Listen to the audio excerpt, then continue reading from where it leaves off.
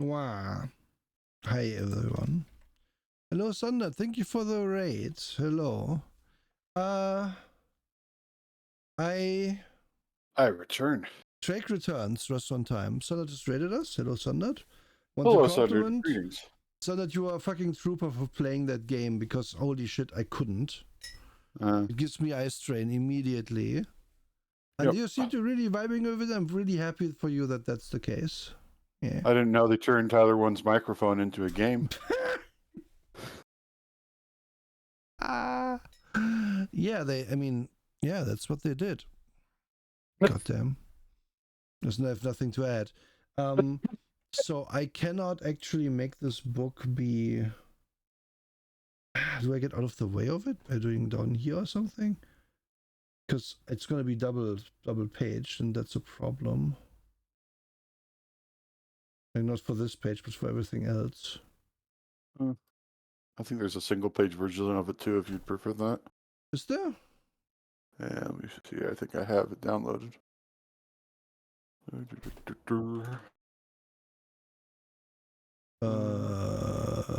This single page? Let me make sure it's single page before I send it to you. Oh yeah, this one is. Like, I don't. Their link goes to a double page version, I think, because this is what I downloaded before. Okay, if you have it, I'll gladly. What version does it say this is? Where do I see that? Probably towards the beginning. So here. Doesn't really have like a number. Well, it says at the very top in the PDF name 2.2. So yeah, this is also 2.2. Oh yeah, 2023, 1223. Yep. So yep, this is same version. The single page version. Yeah. Okay, cool. That's better. Yep. But click. Because I don't want you to hide your model for this. It's silly. Okay, so yeah, this looks okay. Single page. Wonderful. Let me make this. I guess it's fine in the Zoom, right? Can. Yeah, this is perfect. Okay, we did it. Wunderbar, yes. Can't you just select for a PDF? No, you cannot. No. Some PDFs are hard locked into double page. Yeah. So yeah, let's jump right in. This is OSRIC. And it's the old school reference and index compilation. What is that? Well, it's 1E. Yeah. But without the copyright. Because as we will see on this next page, the authors like to express their gratitude, admiration, and respect for Gary Gygax and Dave Arneson. Originally created this hobby and devised many of the algorithms used in this game, and to the regulars at the Knights and Knaves Ale House for much support, which is, I think that's their website. It's fair enough. I think it is, yeah. Legal note: the authors of this document are not affiliated in any way with Wizards of the Coast, Inc., and use of a trademark of WOTC or any other party is unauthorized, inadvertent, and is not intended to infringe upon the intellectual property rights of such parties. Nothing in this document is to be construed as legal advice. For legal questions, you should retain a solicitor or attorney to advise you. So yeah, we have them publishing us 1E as closely to the rules as they can. Which also is going to be another page here. We're past the index and stuff, where they go over that more. With a small glossary here, which so yeah. I'm not going to read it all out for you, but the purpose of it, if you read this text block here, basically to have a reference material that will allow you to reference to 1E rules if you want to. Yep. To which I ask the question, why would you want to? I understand this is preservation, to be clear. Like, as these rules should be available somehow, and it shouldn't be in somebody's PDF collection from a 50-year-old shittily scanned PDF of a probably falling apart book that someone's penciled into. But as a living game, this is so dusty and old, and we'll see. We'll see. Yep. You'll see very quickly. Yeah. Like, it's interesting that it has success. It does. And it has a print edition. And I think this might be down to people just wanting it collected. I can't imagine people play it in mass. Sure, I did Reddit crawling about this, and that was largely it. It was 1, collectors, 2, people who wanted to be able to go back and say, hey, this is what 1E looked like, and 3, something that both Nia and Nura are officially RPG historians. Yeah, and that's fair enough. Like, I don't think people play this for real.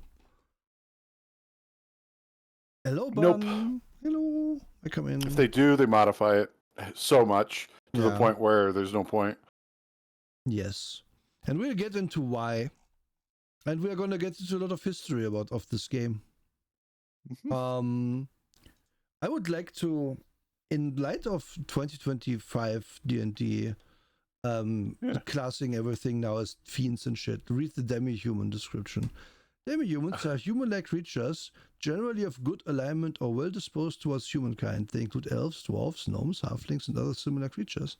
Do we have one for humanoid? Do we have one for, like, what else do we got?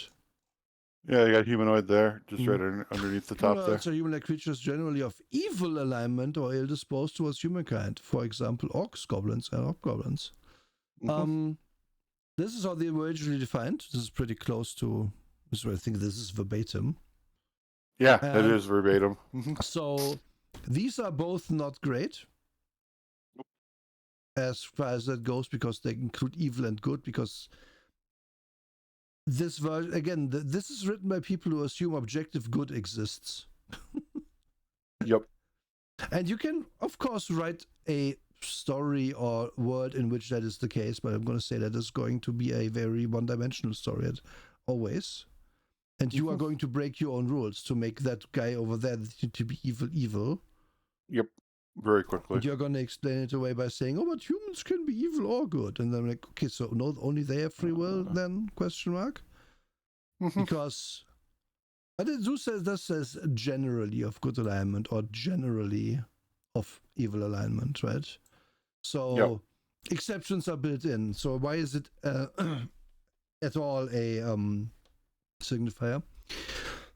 I would still say call them all humanoid and take the alignment out, and it's still a better system than what 2025 was gonna do. Weirdly enough, because big eo on that front.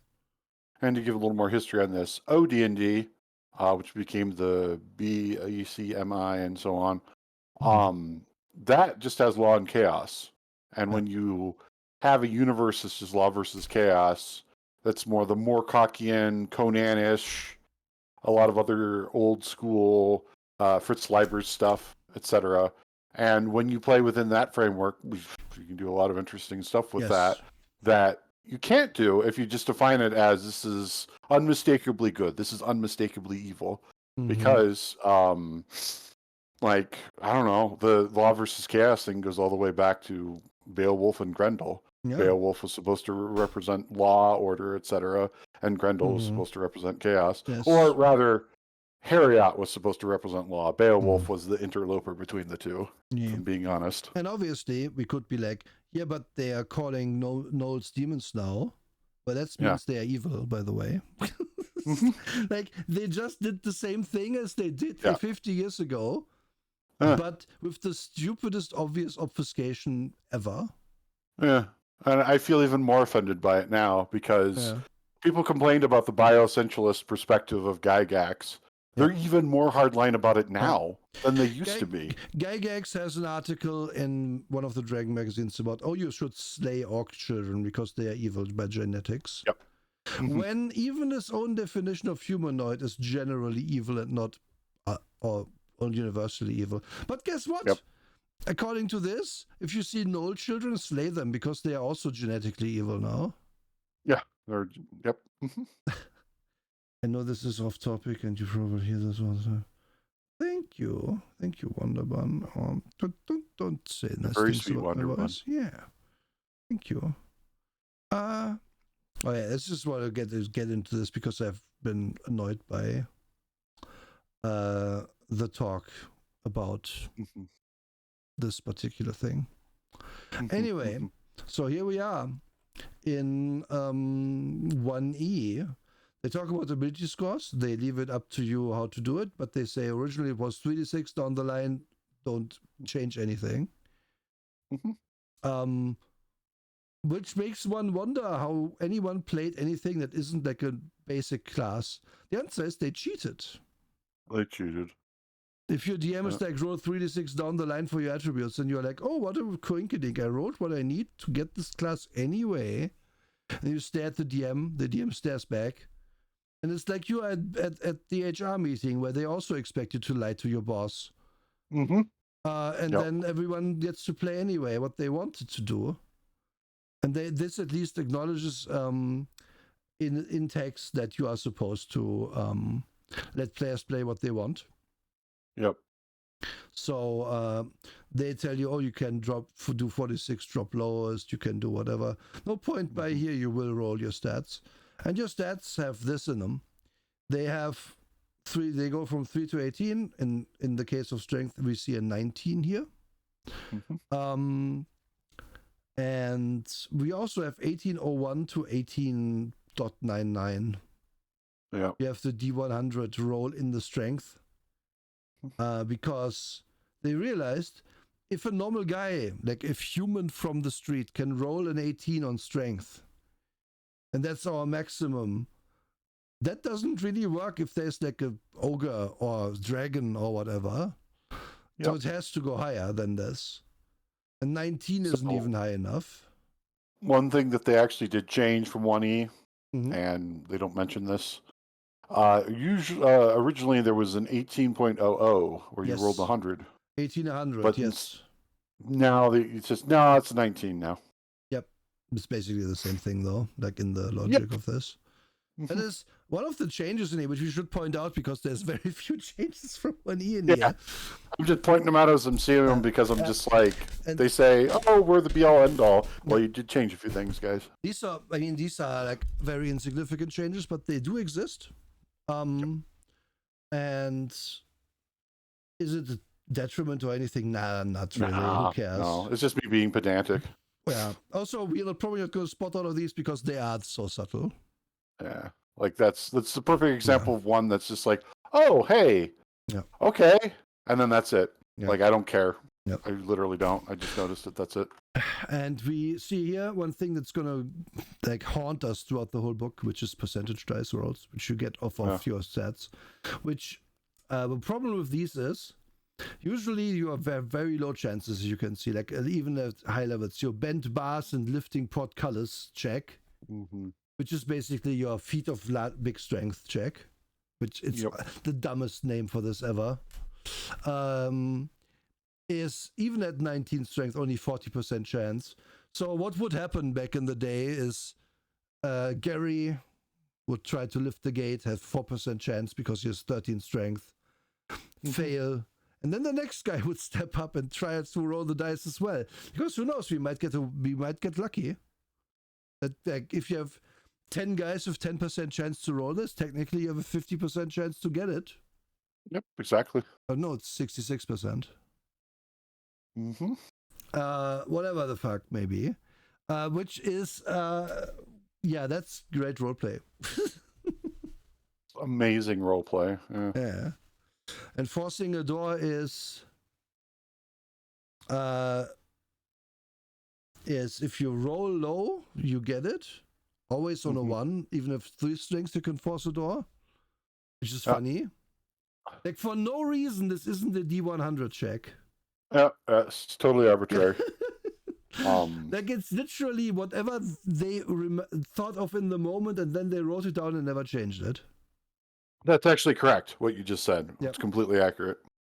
Yep. Mm-hmm.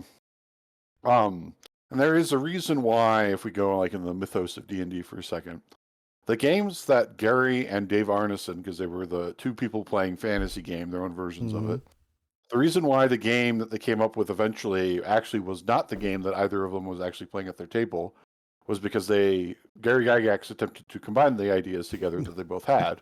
So he excluded a lot from Dave's games, which I would like to know all the details of what Dave played, because I tend to side with him a lot more than Gygax. Yes, we're going to when get it comes into to these things. We're going to get into that. Also, I don't know if you're trolling Wanderer Bun, but this is first edition Dungeons and Dragons, but with the Wizards of the Coast serial numbers filed off. Yeah. So it is as close as they can get to 50-year-old D&D that was played back by very few people. So this is Gary Gygax's vision. Yep. And his vision sucks. I'm gonna be that open about it right now. Like, I don't like this for the most part, because it's all very arbitrary, and the main problem I have with it, just off of a designer's standpoint, is that it is like you have no idea what the next dice is going to be for looking it up, because there's no consistency to it. Again, just off of forcing a door, like a normal strength check. This is basically, I'm rolling a normal strength check. Why don't I roll a d20? No, you're rolling a forcing a door, which is a d6 that's somehow arbitrarily, depending on how many number you have, higher, but it's always also only a 2/3 chance at most. But a guy who is 2/3 likely to break a door down is only at most 40% likely to lift a portcullis. I would say that's kind of stupid. Yep. And you would be completely right. Like, there's a lot of stupid in here. A lot. That's why when people talk about, the basic rules, that was for babies. No, it worked better because they didn't do stupid things quite as often. That was one of the things about BECMI is that, let's have skill checks added back in, but let's make it good. Yeah. And they did a good job with that. And a lot of people don't ever realize that when they go and they study the deep history of all this. Yes. I was there when the words were spoken. And it has a lot to do with just the fact that AD&D first edition, holy shit, like, guys, it's obvious that there's things that are missing. It's just very obvious, because it was cut pasted together. Yep. I don't know what other way to put it, because Gygax looked at Dave Arneson's homework and copied it, and there's always going to be something you leave out. You're going to leave out some of, Steve Ditko's vision here. Because what you're missing, if you do the copying of the homework, is the context of it, so you don't know what you're missing because you haven't really actually understood it. As for your Wanderer One, after studying Tomb of Horrors, he kind of just seems like a shitty murder DM who enjoys collecting character sheets of the fallen. So, to an extent, you must understand that back in the day, this all, it's called Dungeons, like Dragons, mainly because it was mainly first about dungeons and during a siege, finding the secret tunnel into the castle and lifting the gates, which is why there's a portcullis lifting check. Yep. And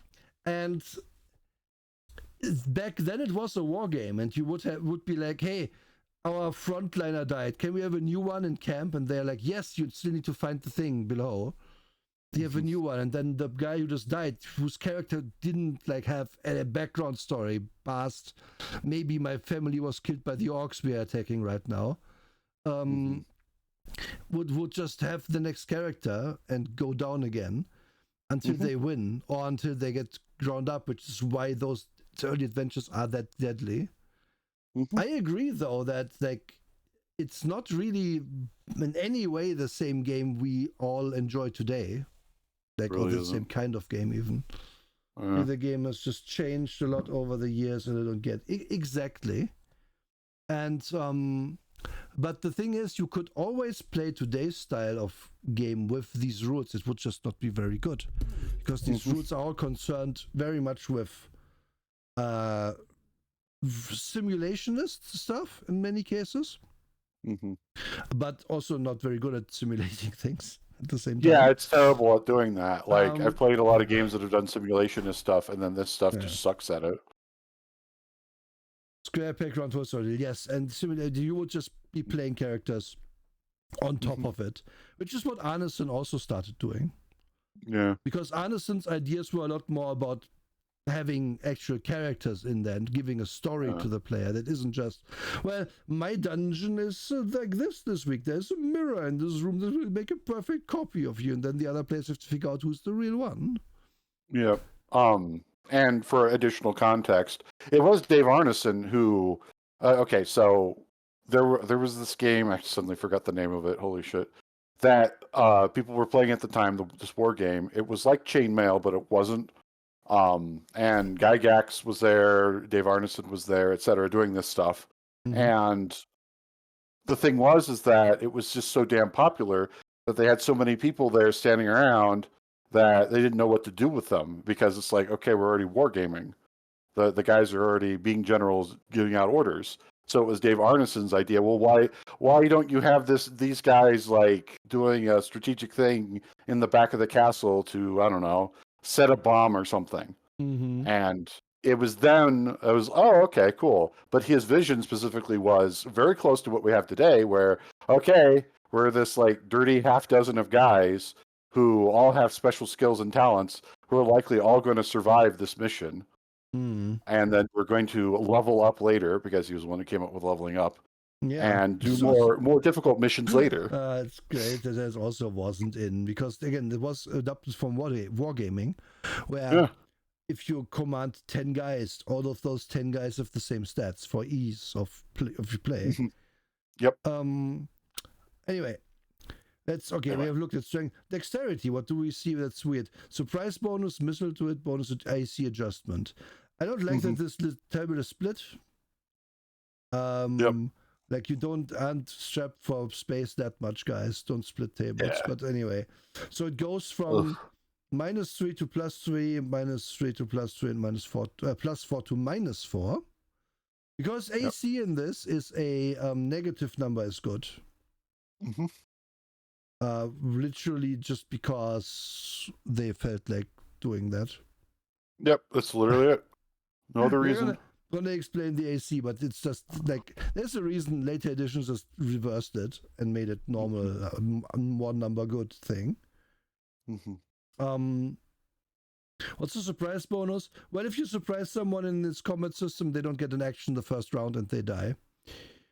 Missile bonus to hit is very obvious, and AC adjustment is explained. Okay. Constitution. What do we see here? Survive, resurrection, raise dead percentage. Yes, you can get raised deaded, which will cost the reagents and stuff. But if you don't make it on this roll, you are still dead. Yep. This particular rule is in the brains of so many people. Yep. Like Matt Mercer will have people like call upon the soul of the people who you are trying to raise by like reminding them of things that are still like unfinished business, talking about their friends that are still here that need help and so on, which is a role-playing version of this shit, where it's just like, if you are a big beefy man, you come back from the dead more. Yep. It is appropriately ridiculous. Yes. And then the other one is survive system shock, which is like, I got hit for a lot of damage. All right, make a system shock roll. Yep. Oh, I was out in the cold too long. System shock roll. Yep. And if you don't make the roll, you die. You die instantly. Yeah. You die instantly. Yep. Also, some spells will ask for this. Later, these were kind of combined into one thing, because as you can see, it's kind of the same thing, but 5% like moved over for the most part. Yep. Later on, you would just roll on the System Shock table for resurrection as well, because who cares? Mm-hmm. And then I asked, who cares about either of them? Yep. And then Who you also cares? see that hit dice bonuses are like, this is -2 to +2. But then if you are fighting class, you get up to +5. If you're 19 in this thing. So you used to, as a wizard, have D4 hit points, maximum of 6 hit points per level. Because D4 hit points +2, if you have 16 con somehow, which you wouldn't if you roll 3d6 down the line unless you cheated, which again everyone did. Everyone did. Without fail. Yeah.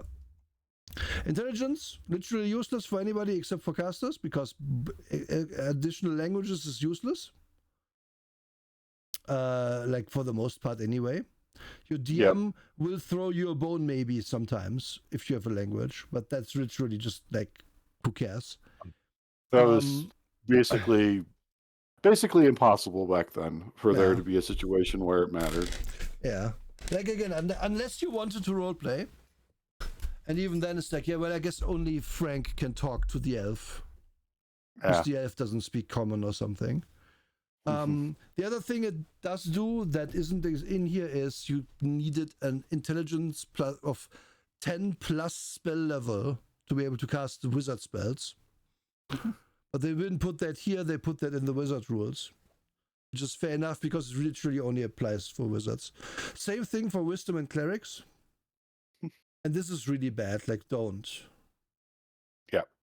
Don't. Like, you have so many tables on this, please just don't split them.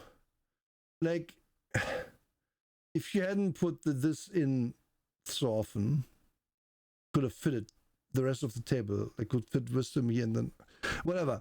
Point being, don't do that. Don't split it like that. Don't do this. Yeah. It's also like so much room here. You could just put two rows of this, no problem. Yeah, wouldn't have been a problem. Could have done a lot.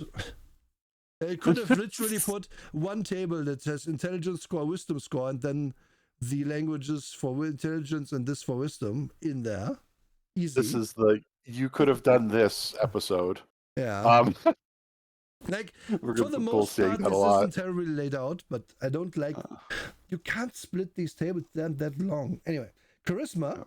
I read the description, and I believe that they rewrote this one from what this originally was. So let me... Oh boy, did they. Charisma determines the character's maximum number of henchmen. See Chapter 3. The henchman's loyalty, which is also applied as a modifier to the henchman's morale scores, see morale in Chapter 3, and a reaction bonus. The reaction bonus should be added to the die % roll, which indicates how an NPC or creature reacts to negotiation approaches. Scores under 30% will generally indicate hostility or attacks, while higher scores may indicate a willingness to negotiate or even make friends. Note that the character is not always permitted a reaction roll, since some creatures will be hostile irrespective of the character's charisma. And of course, any negotiation approaches must be made in a language that the creature understands. Charisma does not determine the outcome of negotiations, also it will affect them. The GM may well wish to roleplay through the encounter and determine the creature or NPC's reactions based on what the player says, rather than the scores on the character sheet. For players who understand the importance of henchmen and using them intelligently, charisma is the most important attribute in OSRIC. So they don't even explain what charisma is at all. No, they don't. Charisma, if you didn't know, gives you up to a 50%. A bonus on your loyalty checks and 40 on your reaction bonus with NPCs. That's what they should put in the dictionary for that one. Oh God, it's so painful. We happened to watch a video the other night where they gave the original explanation for charisma, which includes a certain German leader mentioned as having an 18 charisma. And you all know who I'm talking about. Yep. That's in the original book. Yep. So yeah, they changed this text. I wonder why. Alongside a short Corsican man and then a very full of himself Roman gentleman. Yes. Yes, Napoleon and Caesar were also mentioned. Yes. Yeah, which is also funny. Yeah. Why are they all military dudes, by the way? Like, I wonder why. All also dictators, but interesting. Whatever. You just should have called it your dictator score, and then that would have just made sense. Yes, hi Killian. Yes, it's such a mystery. Like, they couldn't write D&D 1E today. Yeah, they couldn't because it wasn't very good and had stuff like that in it. Yep. One thing this book will do that original D&D, very first edition, didn't do is make dwarves and elves actually races that you can combine with a class. Because originally, being a dwarf or being an elf is just the same as being a wizard or being a fighter. Yep. It wasn't until for context, there were basically 4 versions of first edition, and the very first version is exactly as Nora said. And I think the second version was too. It wasn't until the third or fourth where they're just like, okay, I guess we'll separate these. No. Are you saying not to do all dwarfs identical? Yes, actually we are. Wow. How progressive of you. So this is kind of how it was back then. Like, this is kind of the same thing that D&D still does. Oh, you get +2 +- thing. You get a +1 to hit against these guys. Because +1 bonus with 4.5 points of con saves against magic and poison. Like, this is so bad. 3.5 points. Thanks. Yeah, it's terrible. So you always get 1 unless you have a 3 con, which you won't, because you get +1 con. So it was just say every 4 points, every 3 points. Who cares? But anyway, they didn't give this. They didn't give this any reason. They just give you like these other bonuses. Yep, that's it. They give you allowed languages. They give you infravision, and then they give you your list of stuff you can find if you are within 10 feet and inside of like a mine shaft. You can know detectives of slopes or grades, which is so funny to me. Like, I know they mean that it's subtle, right? They mean a subtle slope. Yep. But if you just read this, you must assume that nobody else knows what up and down is. Yeah. And B, you must assume that only dwarves can know, and only 3/4 of the time. Yep. Like, existence of new construction, detect sliding or shifting rooms or walls, detect traps involving stonework, determine depth underground. Like, this one is fair enough. This one is that's an ability only dwarves have. The rest of this is a perception check, which didn't exist. It didn't exist. You would have to ask your DM, does this slope up or down? And then the DM would ask, well, are you a dwarf? And they're like, you know I'm not. And then the DM is like, well, it is too subtle for you to determine. Yes. And then you would take a marble and roll it and see in what direction it rolls. Yeah. And that's why 10-foot poles and other stupid stuff are a thing so much. Oh yeah, so very, very much. And this is exactly one of the things that was so pervasive, especially in 1E.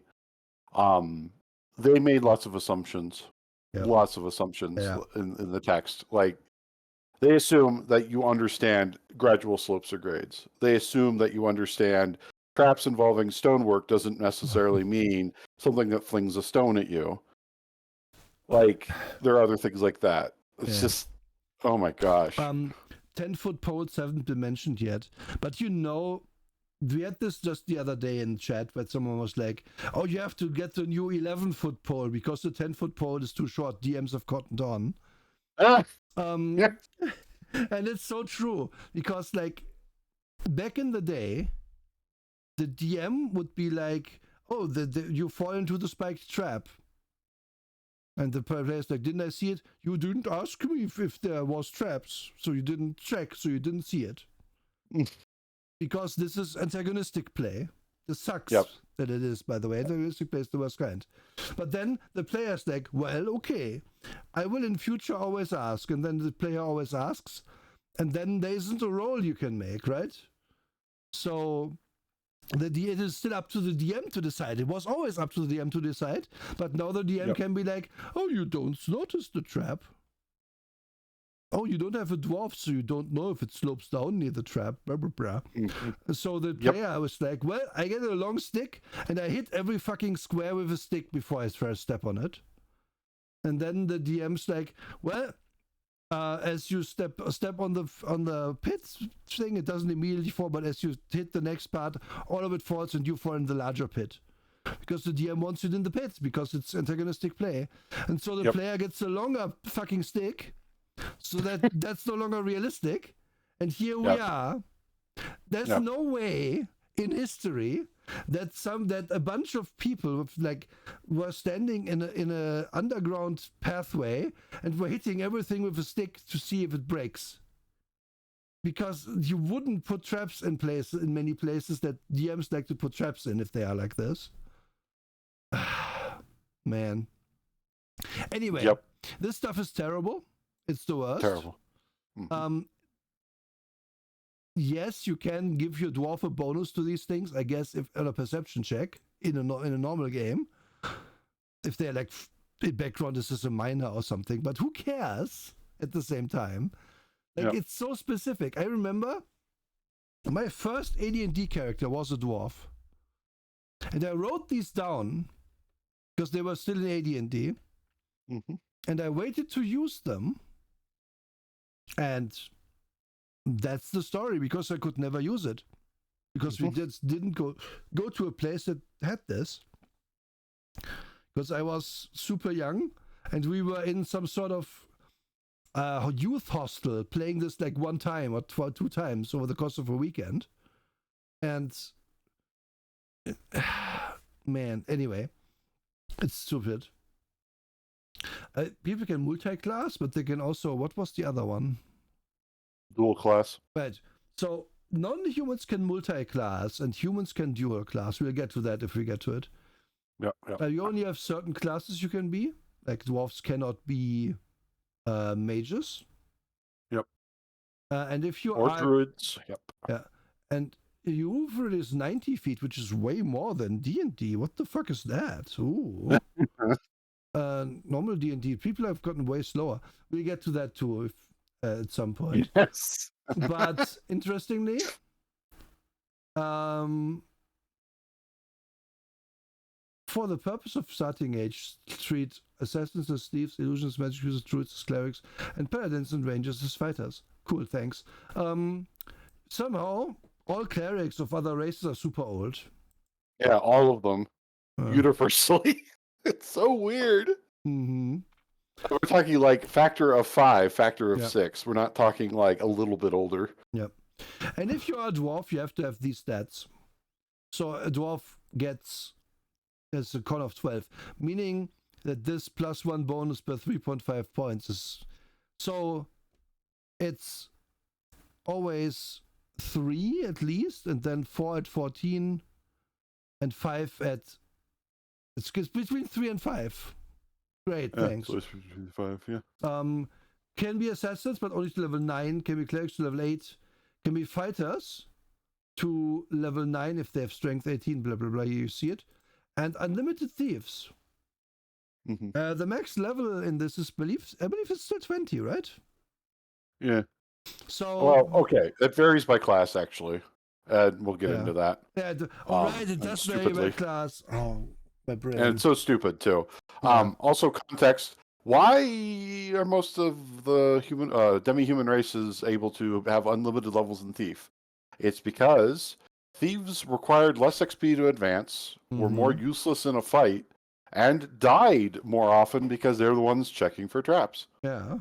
So if you got to like level 30 as a thief and you were a dwarf, then that meant that you were extremely fucking lucky, and then you got a little gold star by being able to advance that far. Yes. Like that's literally what was baked into this. This is the kind of brain that we're talking about here. Yes. Elves get +1 to dexterity, -1 to constitution. Okay, question by the way. Because I don't think this ever explains it. Mm-hmm. And I don't think old D&D ever explains it either. So is this baked into my... So if I get that, let's go to Dwarf, right? Dwarf gets +1 con, -1 charisma. So if I have 11 con, can I be a dwarf or can I not be a dwarf? You can't, and I will explain. Okay. The reason why, so the racial limitations, the way they're written, what it's supposed to be is that originally, that's what you roll, and then you add the number after. So it's supposed to be. Yeah, after adjustment. That's what it's supposed to be. Yeah. But in the case of the edge case with Constitution, usually that was ignored because, hey, you rolled an 11 for Constitution, and you're going to get the +1, and you're going to pick Dwarf. You're going to be really bad at being a Dwarf because you have things that key off of Constitution. So in actual gameplay, it was usually discouraged if that was the thing you were going to get the bonus to. So, yeah, you get it. So it was allowed by the rules, but it wasn't done. Yeah, allowed, but Gygax would laugh at you. That's the kind of situation we're talking about here. What is it? I can't remember what the specific rule is called. The judge laughing at you rule or something like that. There's a more specific term for it, but that's what these kinds of rules are. Is the DM going to laugh at you for doing this? And if the answer is yes, then you don't do that thing. Instead, you just, okay, I rolled a 15 con. I guess I'll pick Dwarf. Then it's okay. And that was pervasive throughout the fucking hobby at the time, where everything was about mild bullying or extreme bullying in some cases. Everything. So, I mean, it's wargaming. Yeah. Here's more arbitrary rules. Detect doors on a 1 in 6, but 2 in 6 if it's searching. And 3 and 6 if notice doors when passing, 2 and 6 secret doors. To this chance to discover secret doors when searching, and 3 and 6 are concealed doors. What's the difference? One is secret and the other is concealed. A secret door is just a door that I don't know about, but it's not concealed. Concealed door is, I know there's a door here, so how did everybody get around this? They just said very loudly, my character knows there's a door here. No, but so stupid. Okay, again, a secret door is a door I don't know about. And a concealed door is a door I know is hidden. Yeah, you know it's there, but it's hidden. Yeah, I hate this. It's so stupid. Yeah. This goes back to what you were saying about like arbitrary. Yeah. And that's the biggest problem with all of these rules is it's just like there's so much of what I'm talking about written into this. I love the +1 to hit for any pulled bow. Yeah. Yeah, because I can. That was another thing. Yeah. I push my bow personally. Huh? By shooting it backwards? You have failed the city. Also, I want to point out something else. Notice the infravision range, and then notice the movement rates. Yeah. Yeah, you can run past each other completely. You know you are there, but then you pass each other in the night. Yep. It's so funny. Yeah. You can run into the darkness, not notice the thing, and then fall into it because your infravision is only 60 feet. Yeah. Like, there's so much, like, but you're sneaking. It's in the dark, so you're going to move slower baked into this. That is not obvious at all. Yep. Because where, like, the thing 5e and earlier editions does is give you a movement rate of 30 and say in the rules, you can move several times this if you run or something. Yeah. This game does the opposite of, this is your running speed. And then we can divide this by a number to get your walking speed. Yep. Which is ass backwards, as so many things are. But it makes sense in a war game where you would like to know the maximum movement of a guy. Because you don't really care on the battlefield that you are playing this game on normally, how slow a guy can walk if you are all about getting into fighting range with your guys. Yeah. They also have surprise. 4 and 6 chance to surprise when traveling in non-metal armor and alone, or moving more than 90 feet in advance of others, or with a party entirely consisting of elves or halflings. If a door must be opened, or some similar task, the chance of surprise drops to 2 and 6. There's a lot of like old-timey joke stuff or half joke stuff out there that is like, oh, if you remove all your clothing and get a +1 to your die roll for surprise rolls and stuff, and then you min-max by being a naked barbarian jumping into rooms, and surprising and killing on the first turn. This stuff is all dumb. I hate it so much. So dumb. It's so dumb. Yep. It's so bad. Being an elf is comparatively easy. Just need like 8s in a lot of things. 7s. You can't be a druid as an elf though. That would be crazy. That'd be wild. It's actually so stupid. I didn't even. I glossed over. I didn't fully read this book. I must make this clear. I like scrolled over it and was like, man, this is gonna be a. We're not gonna talk about this book as a rule set. We're gonna talk about like the dumb that we see on any given page. And I swear, druid, like what? Yep. Like this is Tolkien-esque elves. How are they not druids? Yeah, how are they not rangers too? Either? Like, yeah, like look at the lore. That's where Strider learned how to be a ranger. He learned it from the fucking elves. Yeah, like they're explicit about it. Yeah. Gnomes get a magic save. Can hit kobolds and goblins better. Like this is so arbitrary too. Like imagine you make like a gnome in this game and then you never meet a kobold or goblin. And this whole thing is just useless for you. I guess a lot of big guys don't hit you well, which is nice. Yeah, that's when this got to 3rd edition, they really expanded the plus to hit column really wide for dwarves and gnomes to the point where it was like, okay, this is starting to actually like feel like it makes sense. They were antagonistic against these groups naturally, and that other group was naturally antagonistic against them. Okay, I get it.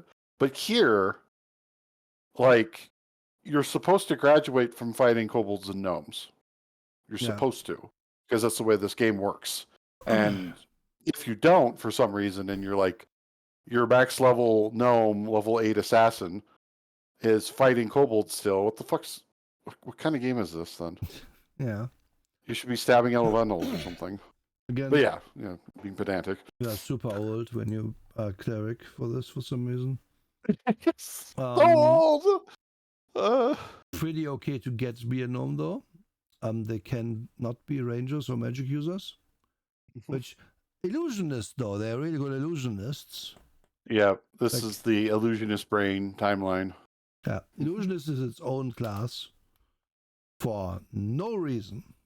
No reason. Literally no reason. It'd be cool if there was a reason, but there isn't. Half elves get 30% resistance to sleep. They need these stats. Their clerics must only be 40 years old. Like these ages also like assume, like you have to assume that gnomes and elves and dwarves are just very dumb and stay in school for 50,000 years. Because what else are they doing for this time? Like, yep, like that's specifically magic users and stuff. Like, how is it the 3 times easier to learn magic in terms of time than be a cleric? Does not make any sense. Nope. None.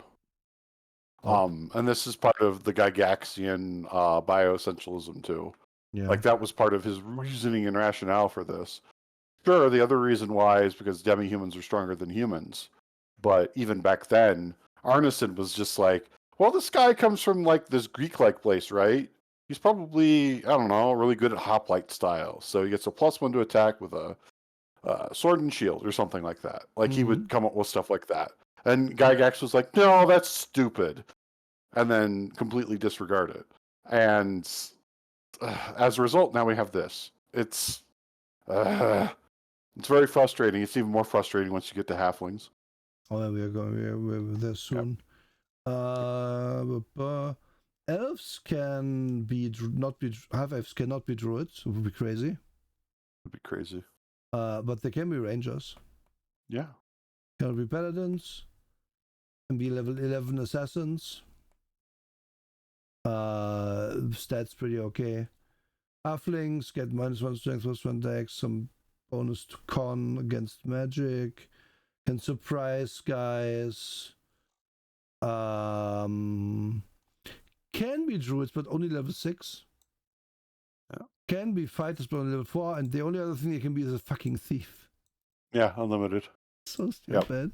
Yep. Yeah, it's you're a halfling, so you're a thief. That's it. Yeah. That's it. Yeah. They get their surprise bonus for that reason, and that's about. And then con save against magic and poison. Mm-hmm. And plus 3 bonus to attacks with bow or sling. Yep. Yeah. Cool. +3 for bow. That's 2 more than an elf.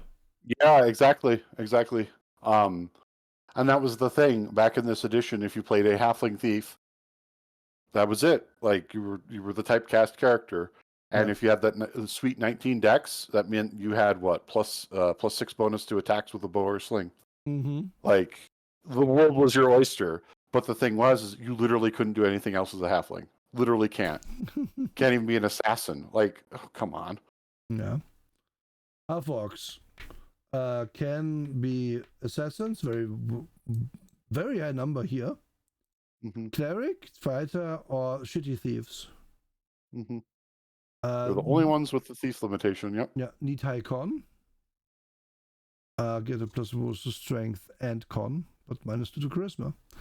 Yep. And then humans. Everything unlimited except druid and assassin, where they can be 15 and 14. And for some reason, their clerics start younger than their mages. It's the only class where that's the case. Yep.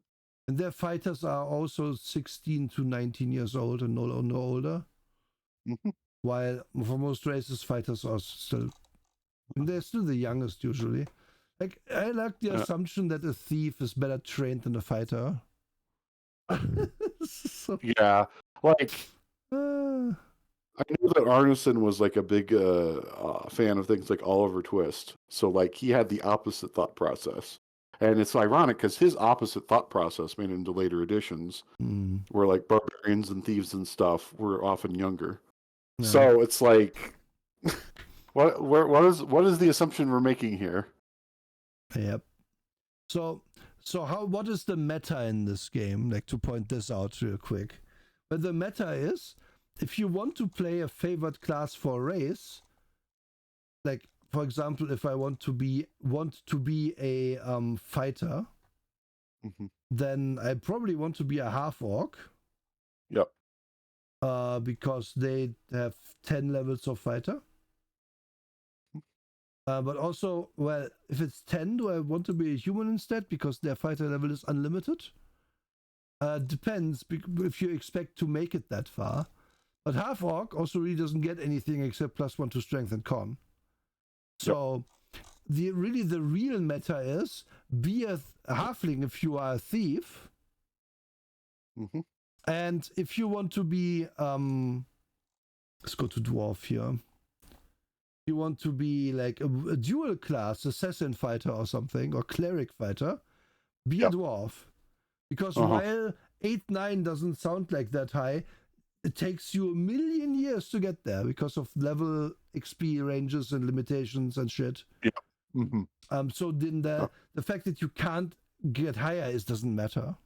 It doesn't really matter because you're basically 17 levels of something fighting alongside your human brother who can really only focus on one thing. Yeah. And the same is true for elves if you want to be a fighter magic user. Yeah. It sounds like a stupid combo, but it kind of was good back then. It was pretty good back then, let's just be honest. And then, wasn't in this edition, I think it was in second edition, they added the multi-class where you could be 3 classes at once. Yep. And elf was like the meta for doing that, because then you would be your fighter, magic user, cleric. Yep. And then you'd be able to cast anything. Or fighter, magic user, assassin. Yeah, that was Or another good one. Assassin, thief fighter, or something. And, just throw it all in there, because eventually you put thief in because it's unlimited, because eventually all your XP can go to that. Hi, Alex. Yeah, that was the other reason. Yeah. Yeah, you want it to be elves or dwarves because they get these weird roll things that you can sometimes use. Yep. Like you want the detect existence of slope thing, or or surprise chance for an elf, because surprise chance means you have an extra combat round where only you can act. Yeah, that's a big deal. Is a very big deal, yeah. And then the other ones are kind of just there for flavor. And half elf and gnome were basically never picked. You can only pick gnome if you wanted to be an illusionist, or a multi-class illusionist, like illusionist thief was popular. Yeah. And almost nobody played a half orc in this edition. Yeah, like I just never encountered it. Like half orc, what do? You fight an assassin. Yeah, that's it. And then you can be a shitty cleric or a shitty thief. Maybe. The fighter assassin, yeah, sure. Let's be a fighter assassin, I guess. It's not a very good combo, but who cares? What's an assassin though? Well, here we see. So races have their own limitations for attributes, but classes also don't. Whatever is the highest one counts. So if you want to be an assassin orc, you need 12, 12, 6, 11, 6. So 12, 12, 13 con instead of 11. And then the rest is kind of whatever. Yeah. Into 11. Oh, con 6. Yeah, see here. So you need it on 3d6, a 12, a 12, a 13, an 11, a 6, and a 3.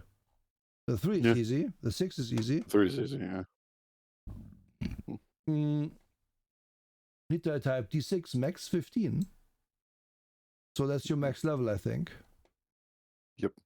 Yeah, goes to 15, yes, we see. And you'll notice here they mention weapon proficiencies, but they don't mention skill proficiencies. Yep, they don't exist. Yep. No skills. And then you get like, you can pick 3 weapons to start and +1 at every 4 levels. And if you don't have a proficiency for a weapon, it's a -3 to hit. So proficiency only takes away that. And if you are a multi-class, you have to still abide by this if you want to use any of the skills that the assassin has. And also you have to be evil. You have to be. What does the assassin get? Well, they have assassination, which is if you surprise somebody, you can instantly kill them sometimes. Which is a percentage roll chance, which is modified by a lot of bullshit. Because if your level is high, it goes up. If the other guy's level is high, it goes down. And if you think that's dumb, yeah, it fucking is. It's really dumb. But this is why you need surprise stuff from elf and so on, because if the assassin gains surprise, he commit, he or she may elect to assassinate the victim. Like, the problem with this is that the wording is terrible. So elect to assassinate a combatant or something. But gain surprise. An opponent. But the problem of gain surprise is that you would roleplay it as well as sneak up on them and then I stab them. And then it's a percentage roll, because we all know if I stab someone from behind and they don't notice, then nothing so I can't even start to explain how dumb it is that it's a percentage roll. It's really dumb. It's really, really dumb. Because they want to be simulationist again. Of course, in a D&D game, eventually you run into the problem that, well, if the king is a 20th level fighter, how do I assassinate him? He has 200 hit points. I would have to shoot 20 innovation attacks and then rays of fire at him and then assassinate him.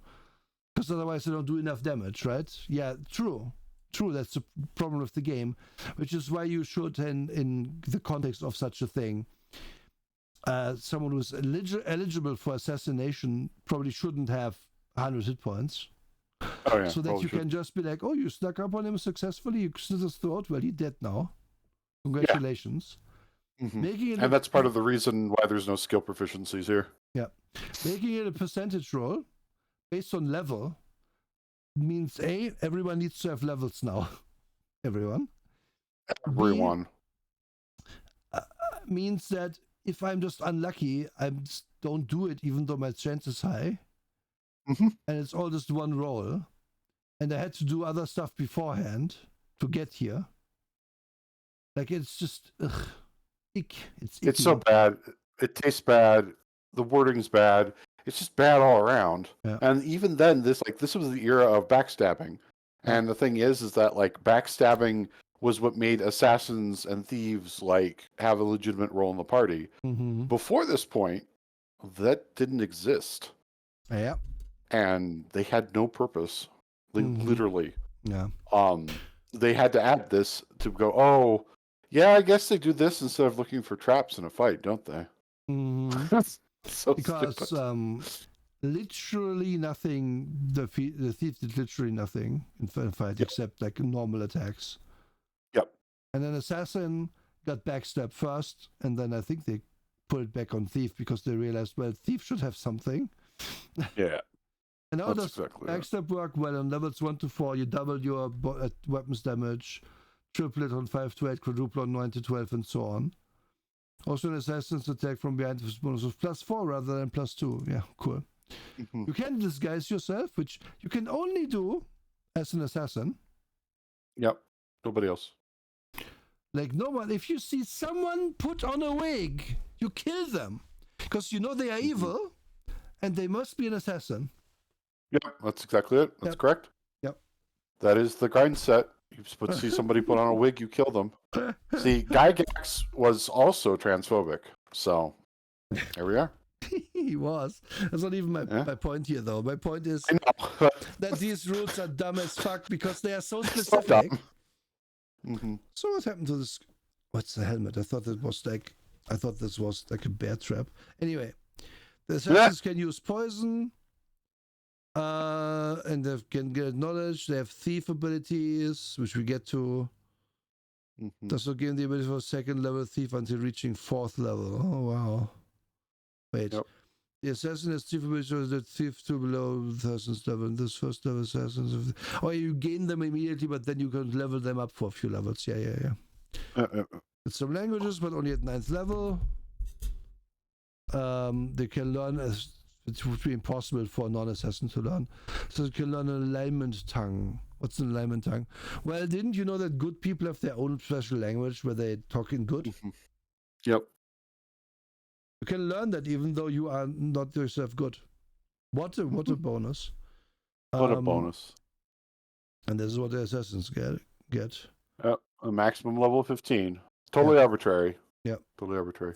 Notes, the assassin may recruit assassins as henchmen at level 4. And then the assassin may recruit thieves at level 8. Then they are master assassin at 9. They may recruit henchmen of any class at 12. They are guild master at 14, and then they grant master assassin at 15. Any further experience points gained by a character of this level are simply lost. Why? Don't worry about it. Doesn't necessarily make sense. Don't worry about it. Yeah. We just didn't feel like writing more class. Yeah, that's it. We just felt like just putting these notes on the table and calling it good. Yeah. Just how good an assassin can be. And they have a saving throw table. It's just literally just every few levels you get, like, it goes down one. These used to be giant tables for every level, and then they wouldn't be different for every level at all. So they simplified this a little for OSRIC. Good on them. Yep, and they simplified it so much that they don't even explain what a saving throw is. Yeah.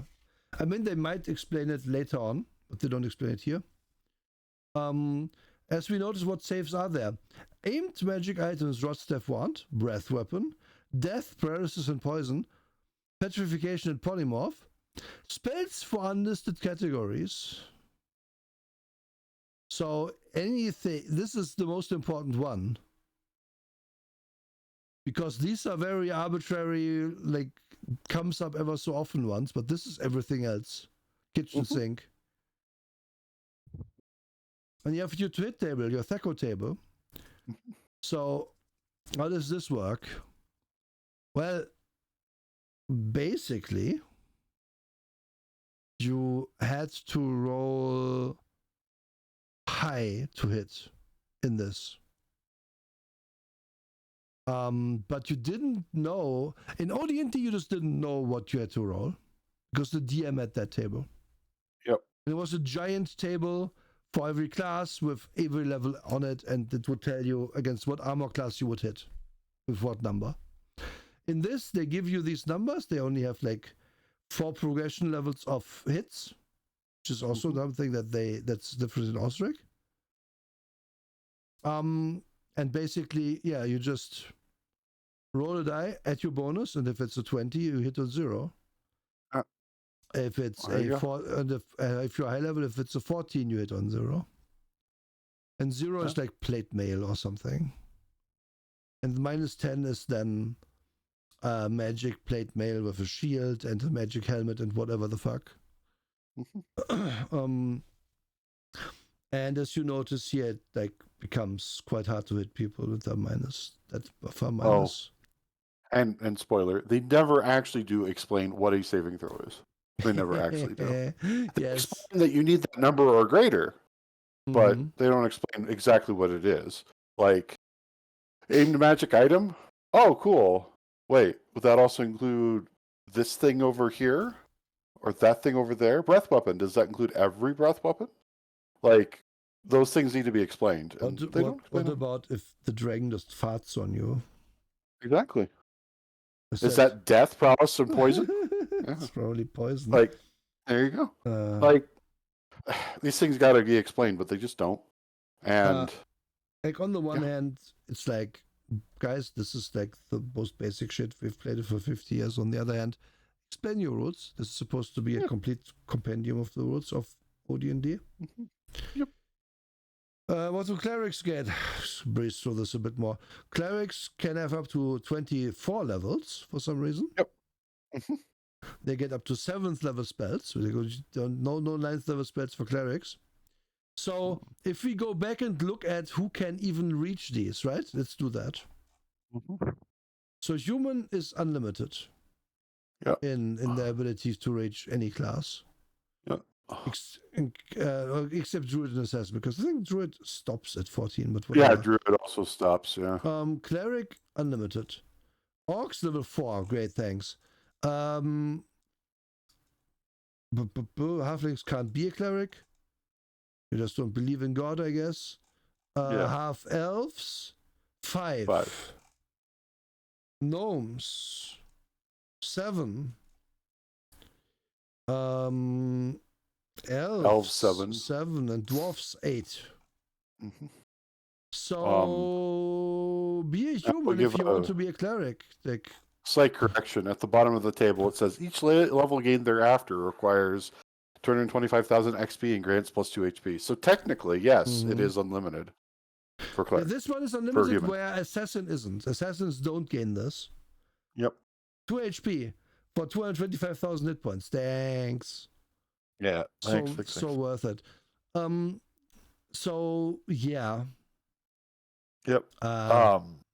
And this was also part of the bioessentialism of Gary Gygax. Part of the reason why there's a limitation on how many levels you could take it as a cleric from Gygax's perspective. And there's a quote from him somewhere. I don't remember where to find it. But he just bluntly said, well, humans are better at being pious than all of these smelly demi-humans. That was his reason for this specifically. Because he was asked that. Well, don't they have their own gods? And da-da-da-da-da. No, humans are just better at it. Ouch. Yep. You get a more elaborate saving throw table. You get a more elaborate hit table. It's the same thing though. And clerics are actually a lot better at hitting stuff at higher level than assassins are. Like, again, the 9th. Okay, let's do 15 versus 15. start on a 2 and end on a 20, and we have 320. So let's go to Assassin. Starts on a 4, and we have 520. So Assassins are worse at attacking stuff than Clerics. Yeah. For no reason. None. An assassin, a person who, as their profession, kills people, is less good at fighting than a cleric, whose profession is to be a cleric. Yep. Okay. Druid goes This is where we get weird. Goes to 14, which is weird because, well, if you limit the human to having a 14 in Druid, why even does it matter? Well, the reason why is in the text. Mm-hmm. The reason why is because there's a limited number of druids at that level in existence. That's why the reason for druids being limited. It doesn't exist for assassins because they couldn't justify that. But yeah, that's the case for druids. But for assassins, you just, once you're Agent 47, there's no way up, you know? Yep. Exactly. So let's look at the XP values here, because this is very comparable, right? So a level 16 cleric is 1.8 million XP and gets their first level 7 spell. Yeah. A level 12 druid is 300,000 XP, gets their first level 7 spell, and all you have to do is murder some other druids or hire an assassin to do that for you. Yeah. Because there's limited room in the hierarchy for druids. Yeah. Where's that fucking thing? Is it in here actually? In the text, yeah, it is in the text. There can only be a certain number of level druids in the world, right at the bottom of the first column. Yeah. Limits are 12th level druids, no more than 3. 13th, no more than 2, and 14th, only 1. So basically, it's a cult. Yeah, you're a Highlander, but in a cult. Yeah. Yep. Because they expect lower level druids to constantly come for you because they want to be the highest druid. Yep, that's it.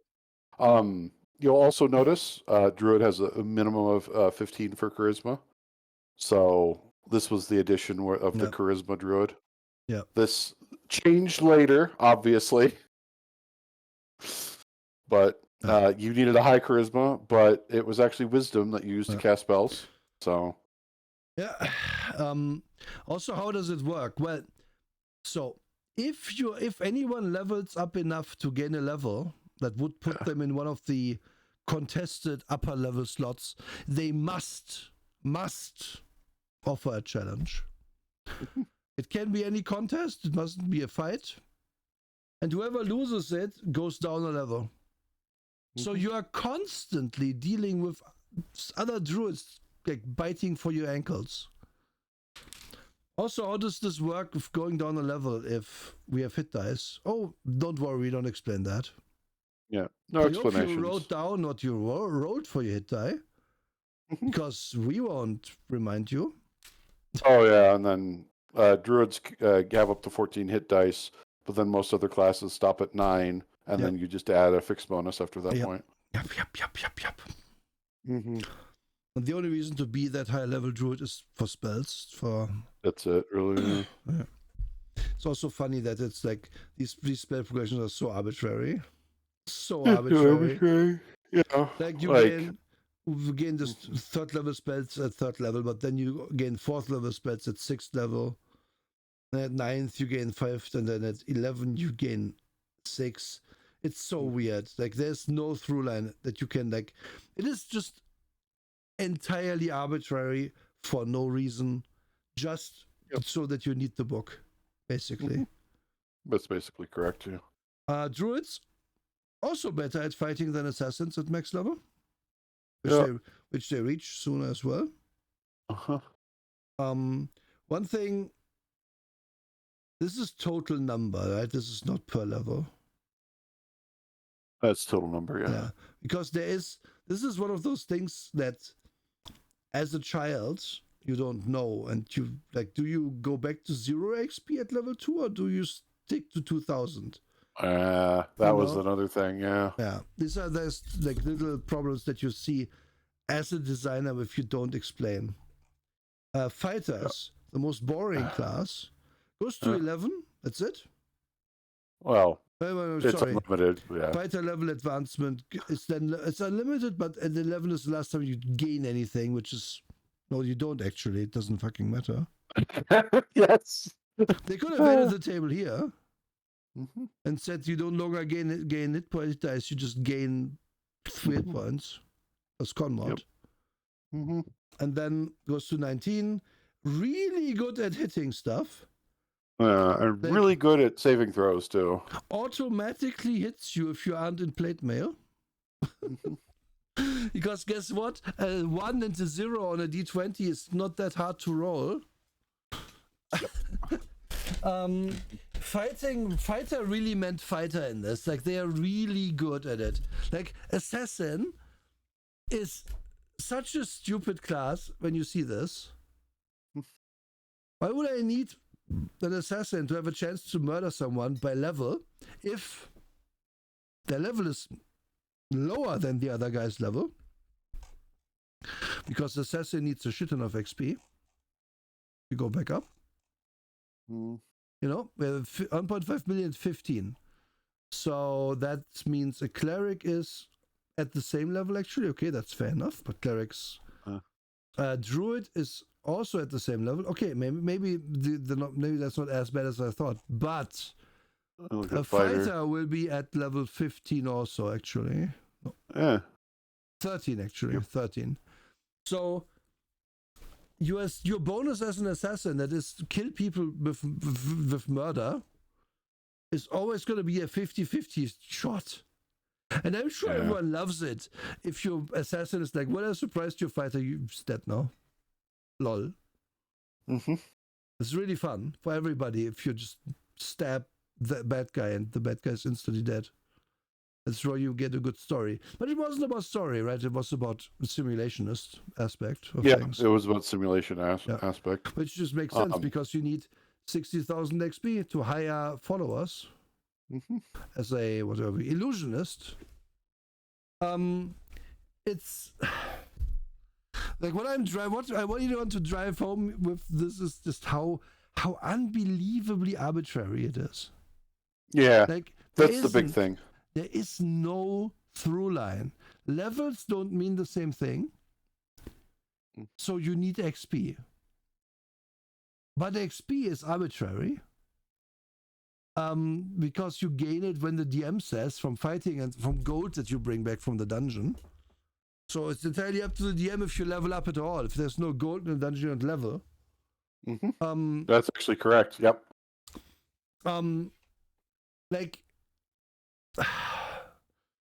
And then depending on your class, you might be 5 levels ahead of another guy, depending.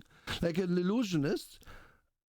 Okay, so level 16, but like the early levels are super different usually. Like, I want to go to, I don't really care about illusionist, no one cares. Magic user is kind of the same again, but he goes to 9th level spells because mages get 9th level spells. And then thief or paladin is here. Paladin needs the most XP so far. Gets some spells, gets casting level for paladins. They may never cast spells as a high priest or priestess does. Each level gained thereafter requires 50,000, gains 3 HP. Cool. Somehow, okay, equally good at paladin is just better fighter. Yeah. That's it. Yeah. Like, there's no other way to put it. Just better fighter. Because you get some spells, mainly. You get some spells. The cure disease thing was actually really important in this edition because you kept getting diseased by things. Because again, simulationist. You get touched by mummy, you get mummy rot, things like that. Lay on hands was pretty handy because there was always that, hey, I want to just touch up my wounds. Didn't realize at the time as they were writing it that, since it's a once per day thing, that just means that the paladin literally just heals faster then. That's just all it actually figuratively means. Yep. So, or functionally means. Once by the paladin will hit 2 hit points per level to any creature touched. Yeah. touch yourself, like, right? Yeah, touch yourself. Yeah. Also, if people stole your horse, you could just summon a war horse. Yeah, summon Like, unlimited ones. Paladin's good. Yeah. That was it. Eat your horse, you know. Also, these saving throws are like such that at high level, just certain classes just don't get hit. Like the paladin saves are even better than the fighters. If you don't roll a 1, you do everything. It's unlisted. You need to roll 2. It's not. Oh my god. Yeah, they changed this to the plus charisma bonus at later editions. Mm-hmm. Like this has just been carried forward, just in a different cloak. Yeah. And then there's the ranger. Ranger Lord Lady. Stupid. And this is when the ranger had both druid and mage spells. Mm-hmm.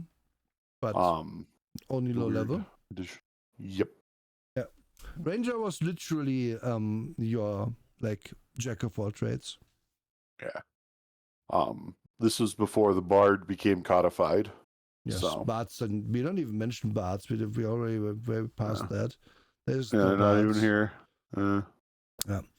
The thieves gain +2 from 220,000, and thieves have this neat shitty list, which I hate so much. And I just want to highlight also, thieves advance the fastest. Yep, they do. Out of everybody. By far. Because they wind up, okay, you need 220,000 XP per level after level 12. Yep. The fighter was 250,000. So they're always advance faster. Yeah, they advance faster, and they also have like the lowest. If you look compared here, 1,500 versus 2,250 for Ranger. Like it is way quicker. You get only the D6 hit die, but who cares? You get this table, which is really like the reason Thief is alluring to people in this system. Is this table. Because you're the only person who gets a percentage chance to do these things. The only person. Like, technically, only you can read. Because it is mentioned with others. And if it's mentioned here, why would it not be, like, why would it not be a requirement, right? Mm-hmm. And also, obviously, all your stats are shit. Yeah. All your stats also remain shit. Even as you level up. You need to be a legend, thief of super legend to actually be good at things. Mm-hmm. Because as we have established when we talked about Cthulhu, a 50% chance in a skill you do professionally is a 50% chance you fuck it up. Mm-hmm. So you expect a 90 at least in a D100 system to be professionalism. Because if you have to roll straight on this every time, then you fuck up too often if it's 50%. Oh, yeah. But if you look here, level 10th rogue. Okay, climbing 94, that's good. 61% find traps. So 39% chance to not find trap and die. Hear noise, 37%. What the fuck does that even mean? We don't know because that's the one skill they don't explain in the text. Yes, which I was going to get to. Hide in shadows, 65. So 35 to not hide in shadows. Move quietly, same thing. Open locks, 66, same thing. Pickpockets, 71, so kind of the same thing. Read languages, 45. Like, hear noise. Yeah, indeed. Just not in here. I'm like, yes, it is obvious, but also at the same time, it isn't obvious, because if only the rogue can hear noise, are we all deaf in the party? No, clearly not. So it must be subtle noise. But what does it mean, game? You need to tell me. And it's funny because they could have just put discern instead of hear noise. Yeah. Discern noise. Oh, suddenly now we know much more clearly what you mean. Yeah. Yeah. It's just. Yeah. And then pickpockets, if you attempt fates by more than 20, it has been noticed. Otherwise, you can just try again. So essentially, if you are level 10 pickpocket, okay, you don't get noticed anymore very often. That's good. Yeah. And then you have your modification table. If you have high dex, you get a bonus for some of these. Yeah. And if you have high And if you have a dwarf race as well, you get a bonus or not. Yep. Climbing, you only are good at climbing if you're a human or an elf. Or Yeah, half-orc. You're good at opening locks if you're a human too. What the hell? Like dwarves live in the mountains. Why would they be good at climbing? It's crazy. It's crazy. What are we talking about better here? at finding traps. Also, these adjustments can put you at like 130% or something. Later on. They absolutely can. Like, and of course, the meta here is to be a halfling once again. Yeah, of course. Halfling gets a little minus to climbing, which is already high. But then otherwise, only bonuses except for read language, which who cares? Like, straight up, who cares? Yeah, who cares? And obviously, you have a high dexterity. Sure, absolutely. If you play a low dex thief, I don't know what to tell you. But like, it's almost like if you're just lucky, doesn't matter that much because okay, you find trap sucks, which the party will hate you. But who cares? Like if you level high enough, you still have like 90s in most things. Yep. Well, that's why the dwarf thief was still good, even though they get a penalty to dex. The dwarf thief gets. I mean, what does the penalty even do? Yeah, you get like 5% more in things. Yeah, 10% for pickpocket. Like pickpocket, you almost never use that except to get in trouble. No. Yep, that's literally it. You use pickpocket to be that thief who died at a low level. That's pretty much it. Because that was the one thing that you could do repeatedly to guarantee you weren't going to go any further. Whereas finding traps, that was your job to begin with, because nobody could do their job unless you did find traps. Yes. So the saving throws also go super low. The hit attack is kind of also okay. Everyone fights better than an assassin, which is so funny to me. It's like, so funny. The class is so bad. Also, by the way, obviously, the best of these tables counts if you like dual classing or something. Which is why assassin is only a good dual class.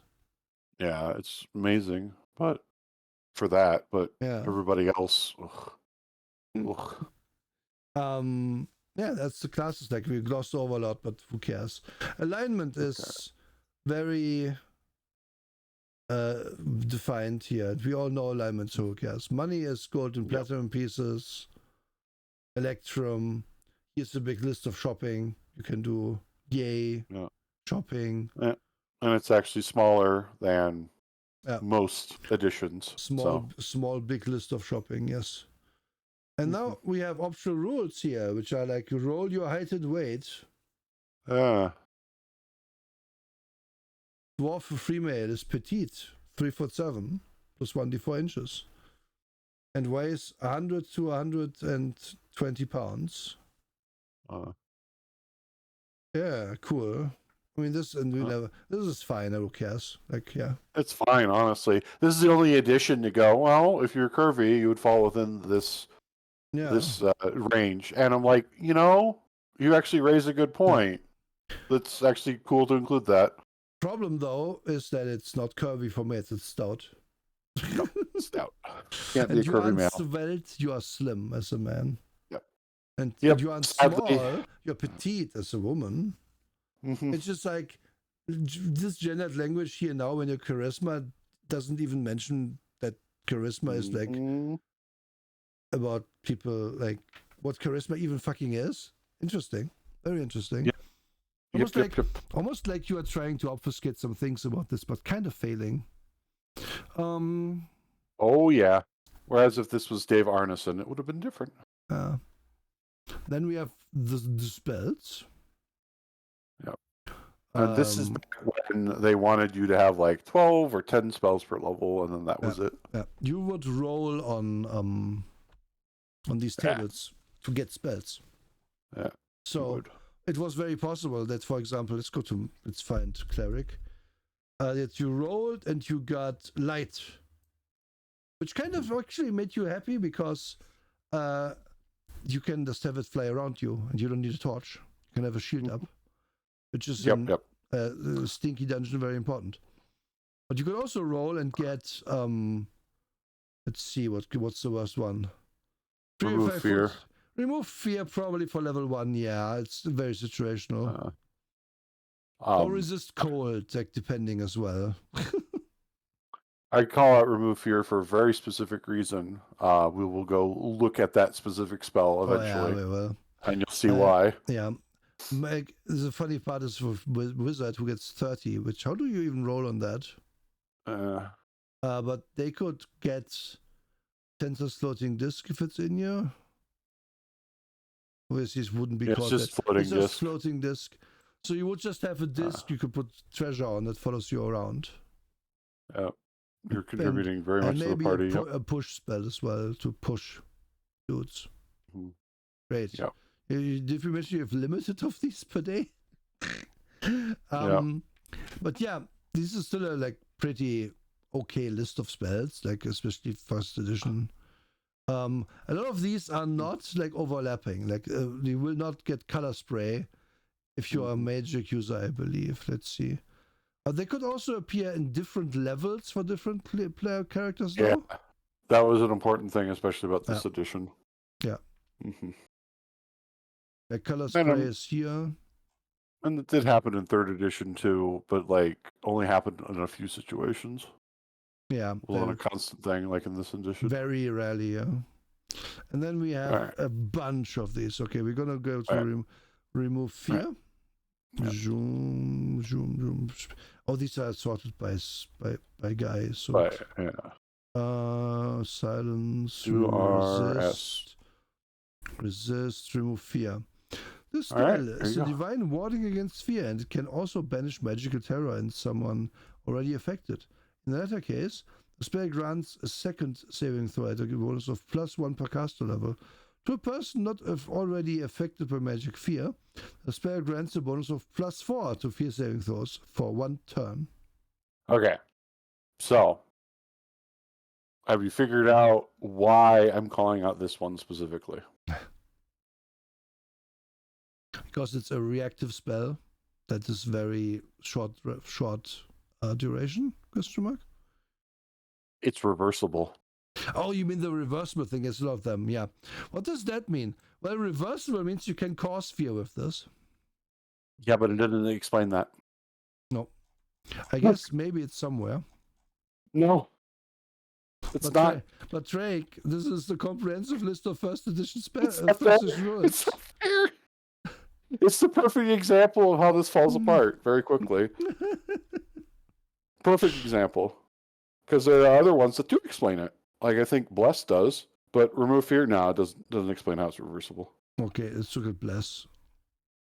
The spell is reversible, allowing a cleric to curse his enemies with -1 to hit. Yeah, cool. It took one sentence. I guess, charitable reading is you just reverse the effect, but then, so you would force people to save against fear. Yeah. What I want to point out rather is the segments.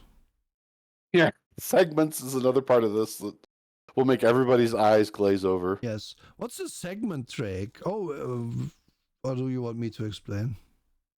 It is the thing below a round. Mm-hmm. In terms of measuring time. Usually it was 10 segments per round. Yes, it is 10 segments. So, could I cast 10 holy words per round then, theoretically? Because it's 1 segment. You only get to act once, though. Oh, yeah. And what does that mean? Well, it's simple. You on segment whatever the fuck you are on this turn, determined by initiative stuff, which we get to, will say, I cast Holy Word. Mm-hmm. Say it's on segment 5. On segment 6, Holy Word goes off. Bingo. That's it. This has 2 applications. Firstly, if you're on segment 8 and cast Light, it will go off next turn and cost you an action, I believe. Yeah. Because you are casting it over 2 turns. Yeah, I'm pretty sure that happens, yeah. That's at least how I always remember it being. And the other thing that can happen is, hey, when does that assassin act? Oh, he acts on segment 5 as well, and he's going to interrupt you. from casting your holy word. Because that can happen. And if you take damage, is it just over for the spell, or did you roll something? That's Pretty sure if you got damaged, that was it. Yeah. I think if you got hit while these segments were counting, your spell is just fizzled. It's just gone. There's no saving throw, like no concentration check. And it could, at least in some rule sets that I've seen, even backfire the spell. Mm-hmm. And bad things could happen to you. So spells with casting time of 1 turn or something, they're a big commitment. Yeah, like insect plague was a really good example of that. Yeah, it also means that we are tracking sub-turn turns, 10 of them per turn, which is terrible. It's absolutely fucking terrible. Works great if you have a system that's built completely around the concept, but adding that concept into something is bad. Yeah, this is the only place it shows up. And it's also very arbitrary for other reasons. Let's say my initiative I roll puts me on segment 1 with my action. Then I cannot interrupt the mage on segment 2 who casts stuff because I act too early. So I have to delay my turn and wait for them to start casting to punch them in the face, which might or might not even be in these rules. Yeah, I'm pretty sure it isn't. Yeah, I'm pretty sure it isn't either. But I'm pretty sure people will ask to do that. And there isn't really a reason to not allow them. Which is why this isn't a later editions, because it's just like, why would it be? Like you would just get a reaction to interrupt the spell or something to that effect. Many editions did it many ways, and it's all always clunky. This was also the edition where you declared your spells and general actions before you even determined initiative. Yeah. So you would be the dork who said, I'm going to cast Fireball. And then it turns out, oh shit, wow. I go off in this very later segment. Great. Yep. That fucks my next turn. Yep. Could happen that you... I cast spell. Well, I rolled shit initiative. My segment is 8. My spell takes 8 segments, so I will act again as soon as in segment 6 of next turn. Yep. And it's even dumber when you consider segments in this go to 10. The initiative roll is a d6. Yes. Right. So you act in segments 1 through 6, but there are 10 segments at this the round. Because turns are different from rounds. Yeah, I was going to get to that one too eventually. I want to find, because I'm sure it must be in here. Find wish. It should be under magic user. Yeah. I thought I was there, but I wasn't. Magic. G M still T. Wizard Eye, Wall of Stone. There. Oh, it was right there. Wish. There. And this, I think, is the big boy version. A wish spell is the true version of limited wish, an extraordinarily potent invocation of eldritch power. After casting a wish spell, the caster will be weakened considerably, requiring 2d4 days of bed rest. The only exception to this is when the wish is used for transport, healing, or resurrection of the dead. In general, the exact wording of the wish is carried out regardless of its intent. The DM will not normally be stringent upon this point unless the wish is an attempt to overreach the spell's power. In the case of unreasonable wishes, the GM may decide to follow the wording of the spell precisely, but pervert the intent. Limit the duration of the spell to a very limited time, perhaps mere seconds, or simply rule that the wish spell fails. The guideline here is that wishes are granted by someone or something, which may or may not be kindly disposed to the player's player characters. The more greedy or selfish a wish, the greater the chance that a mischievous or actually evil power will take the opportunity to teach this upstart mortal a lesson. What are we missing here, Drake? The big thing. What the fuck does this actually do? Yeah. Or like, how about an example? Yeah. What's the reasonable wish according to this own thing? Like, I guess since it doesn't power you out, it's like transportation and raising the dead. Because that's the only guideline they give you, is that doing that doesn't require you to go into bed rest for 2 to 4 days. And the other thing that is like the only guideline is unlimited range. Yeah. So I'm going to cast a healing spell. Do I have to see them? Probably not. It's wish, right? Yeah. I wish that this guy in another kingdom is great now. He doesn't have cancer anymore. Yeah. Is that okay, DM? Do I need to sleep now? Oh, I don't have to? Okay, cool. Yeah. Well, I'll just use all my 9th level spell slots to do that. Yeah. Other things that I'm missing here. Any like limit on the amount of casting you can do of this outside of the bed rest thing? Any components that you might need, like money that this costs, because it is a working wish spell? Anything that would limit this in a reasonable manner. Like, if a wizard sits in his fucking tower and casts reasonable wishes, he can do 3 a day. Because that's how many spells they have. Spell slots for 9th level. Like, you could just wish 3 people long life and health per day. Yep. Which I would say long life and health, that is healing. That's my reading of that. Or you could wish 3 people per day to Narnia, because that's travel and transport. It's travel. Yeah. You could essentially teleport 3 people per day into space and kill them and not be tired in the evening. And there's no repercussions, there's no saving throw, there's nothing here that would limit this.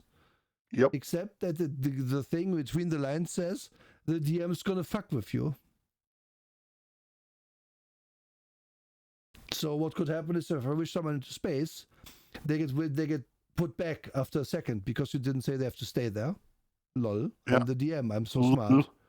And that is one of the biggest memes of all of gaming, is this stupid spell and the bad wording it has, and it is not forgivable that they didn't change the wording. It's not forgivable. Or even made it worse. I'm not sure what it actually reads exactly like anymore. Like, it's been too long. But this is at least close to 1E's wish. It's very close to it. Yeah. And why is this here? Basically to fuck with the players. Because your DM would just always say the wish is unreasonable and fuck with you. Yep. Like, this is the whole, you should have cast something else. You're a wizard. Come on. Yeah. Because then I can't fuck with you with the other thing that you cast. Yeah. Another thing I just point out is, by the way, a round isn't a combat round. It is like 10 minutes. A round is 10 combat rounds. So water breathing does not last for 6 seconds. It lasts for 60 seconds per level. Just still not very long for a 3rd level fucking spell. It's not very. Yeah. So I'll summarize all of this. 10 segments is 1 round. So each segment is 6 seconds. Wait, 1 round. Oh, it's a combat round, right? Yeah, it's a combat round. It's a full minute. What? No, wait. No. Yep. Oh my god, this wasn't I remembered. You're right. Yep. A full round is a full minute. A segment is 6 seconds within that combat round. And then 10 combat rounds equals 1 turn. You're right. Oh my god. Yep. I had this stapled into my brain so hard when I was DMing this. I hate it. I hate it so much. Yeah. It's so stupid. This is also from the simulationist aspect of, 2 armies are fighting. In a minute, this many people die, so on and so forth, right? Doesn't make a lick of sense if we put magic and single combat in.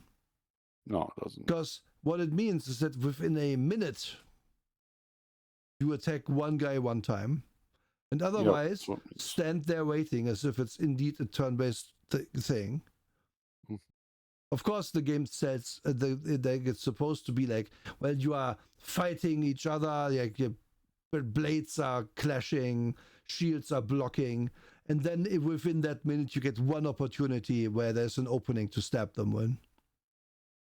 But that's never how you play that. That's always described as, well, you attack and then you hit or you don't. Yep. And we'll explain the reasoning for why a turn is 10 rounds. It's because this was supposed to be happening as the greater mass combat was happening. Yes. And the greater mass combat is measured in turns, whereas what you're doing is measured in rounds. I want to really... It's a minute per level water breathing. Like, so it's 10-minute water breathing or something. It's nothing. Yeah. Third level spell. I like that it's reversible though. Yeah, it's reversible. Which is funny. Because it means that you can at magic user level 3 just cast this on a dude, and they're gonna have to find a bucket of water to breathe in for the next few minutes or they die. That's what this spell is good for. Yeah, and the fact that they don't actually explain that would be the effect means another DM could interpret it as, oh, you can cast this on a fish and reverse it. Now they can breathe air. Yeah. Like, that's the problem with this. That's why I called out the reversible thing, because now it will brainworm you every single time when you look at these and they don't have a description for how you reverse it, because it could mean 2 different things, 5 different things, 10 different things. You don't know. They don't tell you. Yep. I would rule that you can cast this on dudes and then they have to breathe. Like, that would be the heavy metal interpretation. Okay. Also, this is obviously one of those where it's like, oh, except noted above, the spell's identical druid spell water breathing. So we have, if you look at, this is the thing that I hate in these early editions that they later on thankfully don't do anymore, is where they stop doing it in third. Yeah. One of these is different. Find it yourself. It's a little game. Also find the spell. We didn't tell you the page, but find it in the druid section somewhere. Let's go there. We are in magic user, so druid is like at least a D, so right before it, I think, because it's magic user. We are still all magic. Still all magic. At least it says at the top of the page if it's where we add is the magic user section.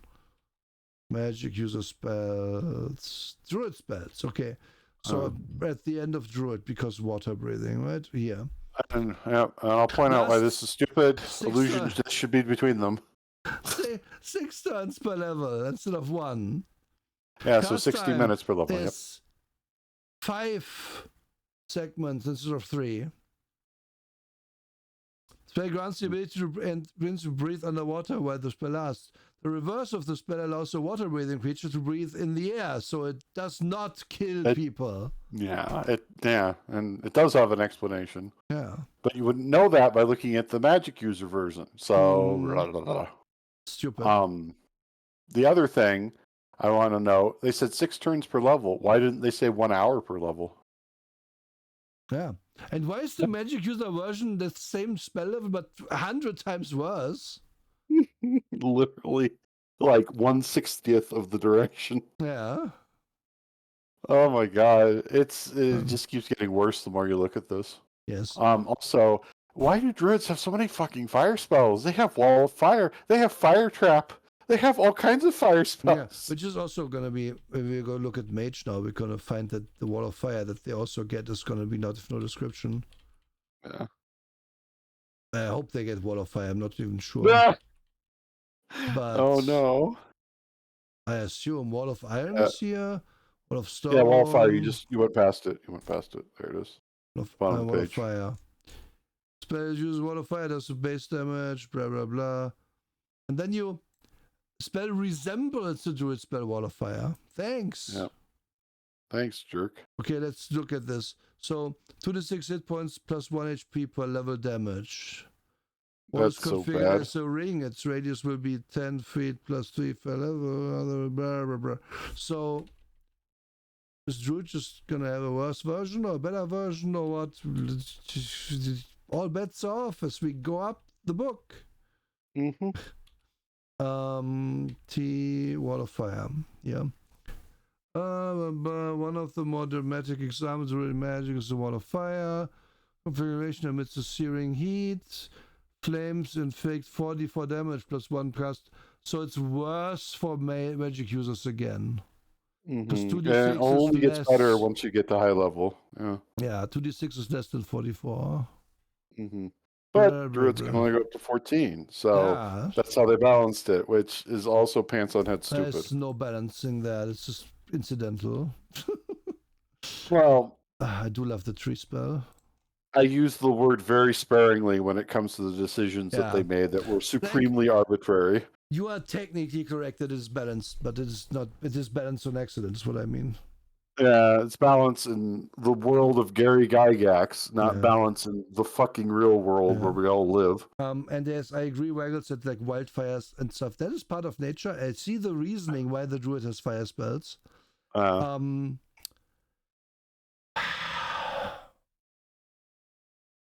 don't see the reason why the druid is here. That's my problem. If there's one high-level druid in the land, why is he attacking this fort? I also noticed there's a spell called Cacodemon. Fuck yeah. Oh yeah, here. It summons a demon or other fiend, such as the devil, from the lower planes of existence into the material plane. This is a druid spell, no magic user. Okay. You summon a demon. Cool. Casting time 5 hours, so not an in-combat thing. Jeez. Oh, it's 5 hours. Okay. Cool. It's not 30 turns. All right. Cool. yeah.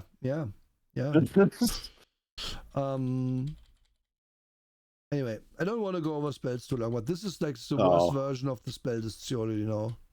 Yeah, it's bad. Like, even BECMI is much better than this.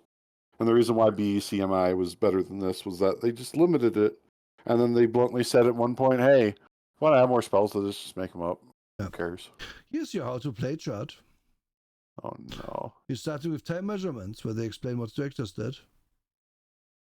Turns 10 minutes, rounds 1 minute, and segments 6 seconds. Almost all game time in dungeons measured in 10-minute turns for no reason.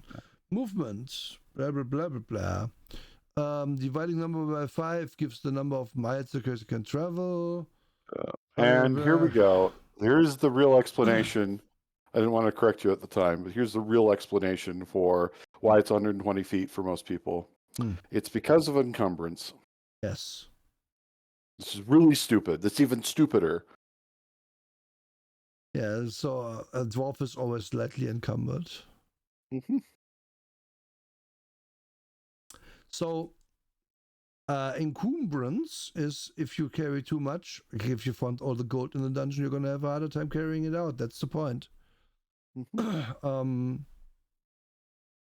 also have to have... Thank you for the 3 pints. That's so useful. Yeah, it's very useful.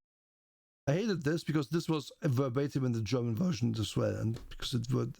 Yep. And you were like, what the fuck is a pint? Yeah.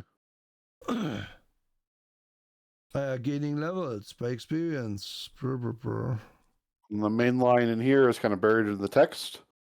For treasure recovered, the guideline is 1 XP to the party per gold piece value. If you don't make money, you don't level. Yep. Now it says monster level, sure you get XP, but you saw what the XP was to advance to a new level, right? The lowest one to get to level 2 was the thief, which was 1250, like 1,250. So if you look at the monster chart for how much XP that you should be getting, oh my god, you would have to kill so many monsters in order to get to level 2. Yep.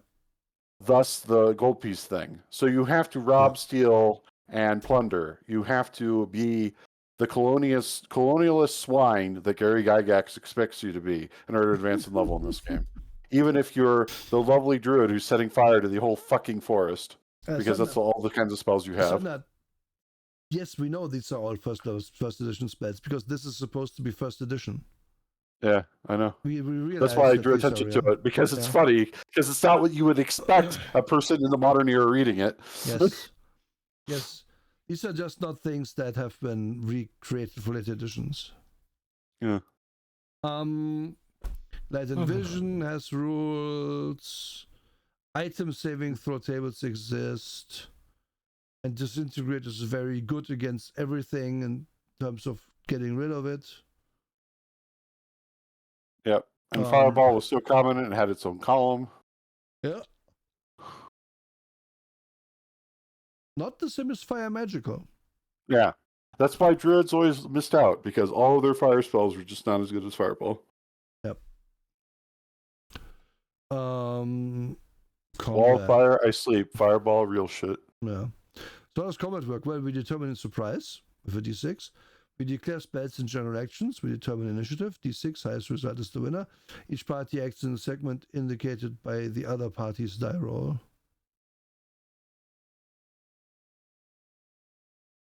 What? Like, okay, and I can. I knew that would get you. That's why I didn't mention it. So, okay, I roll a 6, you roll a 4. I win the roll, but I act on 4 and they act on 6. Makes sense. Yep. It just takes you a second. It takes you a second. Yeah. Explain it better. Party with initiative acts first, casting spell, attacking, blah, blah, blah. Results take effect other than spells. We have casting times to compete before. So,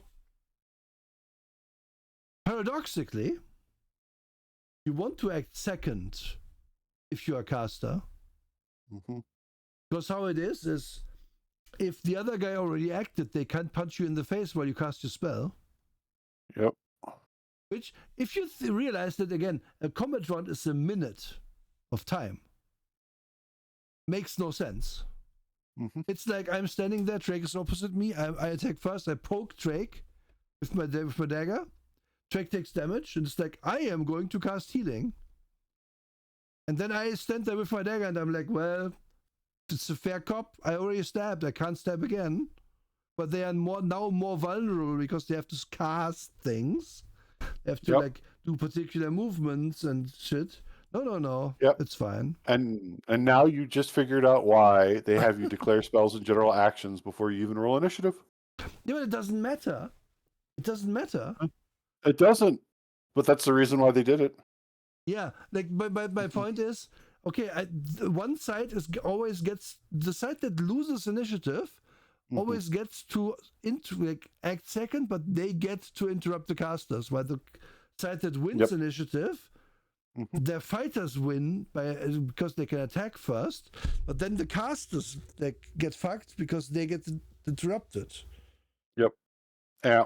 And my general point is that no matter what strategy you have, it can just be flung right out of the window by initiative because of all this. But this is them again attempting once again, we're going to use the word again, to be simulationist. Yep. Oh, you don't know when the guy's going to stab you, so that's why you roll for initiative after you figure out I'm going to cast the spell. Fuck you. Yeah. Go away.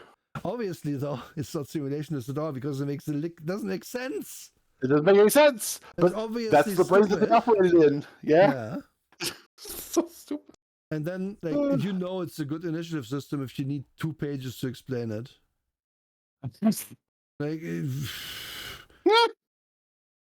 Oh my god! The more we have gone forward in time, the less interested people are in initiative systems, which is good. Honestly, the Fabula Ultima version of doing it, where you just take turns with the enemy, is the best version of initiative that I've ever seen. Because it keeps stuff flowing. It means you can react in the moment to whatever's happening. Yep. And it means that, oh god, the boss hasn't taken a turn yet. I should really be careful with what I do here. Yeah. No, I have to hold my initiative to interrupt the boss. We know he has to act before us, so I must go last and stuff like that. It's more tactical. It is more tactical than rolling and being like, fuck. My plan to interrupt the mage won't work because I rolled too good. Yep. I rolled wrong. So this is good then, right? But yep, you said it. You said it perfectly. I rolled wrong, which is like the basis of first edition D&D is I rolled wrong. Yeah. I rolled wrong to assassinate him. Then you have a big stupid list of maneuvers you can do. You have a concealment, which is why these guys hit so well. Everybody is going to be in cover all the damn time. Yeah. Which also means that the assassin is useless again because they won't hit anything ever. Yep, they won't. Prone stuff, prone negate strategy bonuses, blah blah blah. Attack and saving throw matrices for monsters. Equivalent level of who? Saving throws the monster with fighters. Okay, so monsters become immune to all your spells eventually because the fighters table is crazy. Yep. Mm-hmm. The other thing is that the weapon speeds was not a thing until 2nd edition. Mm-hmm. So fighter always could beat up magic user and put them in a sack and then do whatever they wanted with them. Yes. That was one of the big things, and that's why with magic users it was okay. They finally got to X level. Now they can actually do some real shit. Mm-hmm. That's why it was like that back then. Because before that point, they had D4 hit points, and they got scared when anybody looked at them. At low level, you are full because you get instantly destroyed. Yes. At mid level, you are king because your spells have a low chance to be resisted. And then at very high level, you are fucked again because everyone has fighter saves, and fighter saves are crazy. There were like zeros and ones in that list or something. Yeah, it was stupid. Oh no, sorry, it was 2s and 3s. So you always make it basically, unless you roll a 1. Yep. Mm-hmm. Oh my god, turning undead is here with a bunch of like stuff you can turn. Types of undead are here. Oh my god, types of undead. Yep, we're back to that. And then if you terrify them, if you destroy them, or if they just stand around for a bit, that's the difference. Yeah, and this for once does not have D plus in the table. D plus all meant you destroy even more of them. Mm-hmm. But that's not here. You just turn a single skeleton to dust with this if you're 90th level cleric. I don't. Is there a limited amount of time you can use it? It affects a certain number of creatures. Normally 2d6 are affected. Exceptions are paladins and type 11 creatures. Paladins can only affect 1d2. Type 11 creatures you can only affect 1d2. And if you roll a d, it's 1d6 plus 6 instead of 2d6. So if you get a d on the table for turning skeletons, you destroy 1d6 plus 6 of them. Yeah. I know. Explaining it doesn't make it any better or any more reassuring. No, the thing with this is that you cannot explain it. You can only say how it works. What's the difference? An explanation imparts meaning. Mm-hmm. This just imparts a fact because we made it up. Yeah, made it up. It's so arbitrary. Yeah, and turning is 3d4 rounds. Wow, okay, that sounds very intuitive. Yeah. Also, like, while the skeleton is standing there being cowed by you, right? Mm-hmm. You cannot possibly hit it more than once a minute. That would be crazy. Yeah, that'd be so OP. Yeah. Like, did you know that the reason why knives are used as weapons is that you can stab a man 136 times within a very short span of time with them, and then the man will die. Like, you have to abstract the combat in this down so many levels for it to make sense. Yep. But basically, what is actually happening is that the people are wailing on these skeletons for the full time they can, and the skeletons are standing there like, fuck, sucks, I can't kill him. Because it makes no sense how it would be one attack per person still in this scenario. Yep. They want everything to be as abstract as possible in a way that's here's the rule, not here's the logic. Yep. Because logic doesn't really apply here. Yep. And I'll explain this. The reason why it's like this is because we got to think this is a product of wargaming. And in wargaming, when you roll your 6-sided dice for your black orc to hit something, that is a simulation of the Black Orc attempting repeatedly to hit something. Yeah. Yeah. Thus, they decided to do the same thing, but at the personal level, where it makes more sense to say each attack roll is 1 dagger stab. But they didn't do that. Mm-hmm. Because, fuck you. Like, the base issue we are running like circles around the whole time is the arbitrariness of this is so complete Mm-hmm. that it makes the system horrendous. Yeah, absolutely. If you horrendous. just had a simple system to, you attack like this, you defend like this, spells are here, level ups work like this, saving throws work like this, go.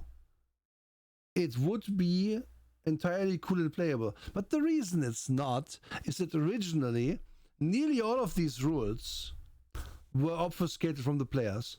Like this table, for example, in first edition D&D was in the DM book. Mm-hmm, And you didn't get to know if you even had a chance to do it or what would happen. You could only like write down if you were like that kind of player that I banished a ghoul. I tried to like turn it on a ghoul. I was 3rd level at the time, and it worked when I rolled an 11. So I know that the ghoul number here must be 10 or lower. And you could in that way eventually realize like what the table looked like. Mm-hmm. Why? Well, because it's an antagonistic game, right? We aren't supposed to tell the player how it works. Yep. Which leads me to 2 questions. First, do we think Gary cheated his players if he felt like it? Yes. I agree. Second, how did he manage to convince everybody else that this is like the God-given thing and they should play it exactly like his tables that he made up? Unknown. I'll just say excitement because I get to play this elf that can shoot things with his bow. Like there's that inherent excitement. There is a certain type of person who will tell you with a straight face, well, I think this has a 37% chance of success. Like I did the numbers in my head and that's where I'm at. And that person is often a DM. And that DM I've always found to be full of shit, that type of player. Every time I encounter this, when people are like, well, according to my calculations, this or that percentage. What calculations? You're just saying that you made it up. Yeah, you're just saying words. Because you can never explain the calculations that you are talking about. And this is that for a whole system. Because Gary has calculated that an elf should only be a 4th level, I forget what it was. I think cleric. Or was it 7th level cleric? Doesn't matter. He has calculated that because elves are only that good at being like holy, I guess. Yeah. But they only believe in God that much. Yeah. I mean, look at my numbers that I made up to understand this, and that's the problem with this game as a whole is that it never gives you a why. It only gives you a number. Yep. It's only like, this is a 7. Why? And because the shadow is more undead than the ghoul is a type 4. What's the type 4? Well, that's the more powerful undead than the ghoul. What does that mean? Well, that the ghoul is less powerful because he is type 3. Who made those types up? Is that like knowledge from upon like high? And the thing with a system like that, if you don't know anything, is that it can be interesting to explore that system in a way. Like I just said, I write down that I managed to turn the ghoul on 3rd level by rolling an 11. Yep. So now I know that it has to work if I roll a 12 and 13 and so on and so forth. So I can think I have at least a 50% chance to turn a ghoul again. Right? Yep. But at any point, the DM can also just throw a stick into my plan and be like, nah, that ghoul is a special +1 ghoul. He doesn't count for this. You needed a higher number. And you can't say anything because you don't even know if that's correct or not. You don't know the rules. Mm-hmm.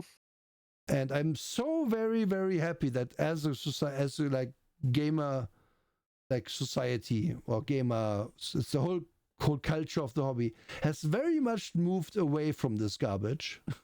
Yep. Because I hate it. It's stupid. It's so stupid. Like, I've been trying to think of a good way to just posit the complete opposite of this.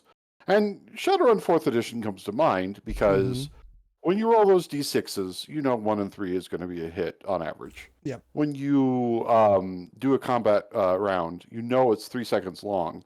So the fact that your character fired 2 bullets, that's totally reasonable. Aiming and firing 2 bullets within 3 seconds, okay. Yeah, I can buy that. Yeah, that makes perfect sense to me. And then all the rest follows from there. Yep. There's reasons for it, but the reasons aren't just to be quote unquote simulationist. The reasons are reasonable. Yes. Also, that game does not really have the distinction of GM knowledge and player knowledge in terms of the rules. Yep. You're all just supposed to follow the same rules. Like there's a GM section on how to run the game, right? Of course, there's. Yeah. But you are, as a player, almost meant to read it because that's where the contexts are explained and so on and so forth. Yeah, and when you character build, you've got to know, hey, how much karma on average per session would I get? Like, that's part of your brain when you're doing that. But in this, oh, Gary gave us 10,000 gold pieces. We just leveled 3 times. Oh, wait, now I have to spend some of that money to train to my new level. Because that's also part of the rules here. Yeah. This was the edition where it was required to have training. Yes. Yes. So stupid. Except if you're a druid, then you just fight the other druid. And then you win and become higher level. But yeah. Fucking 100 druids with their fire spells. Yeah. They talk about damage. You heal 1 hit point per day, making it so that the implication that hit points are basically blood and meat is in here, which is stupid.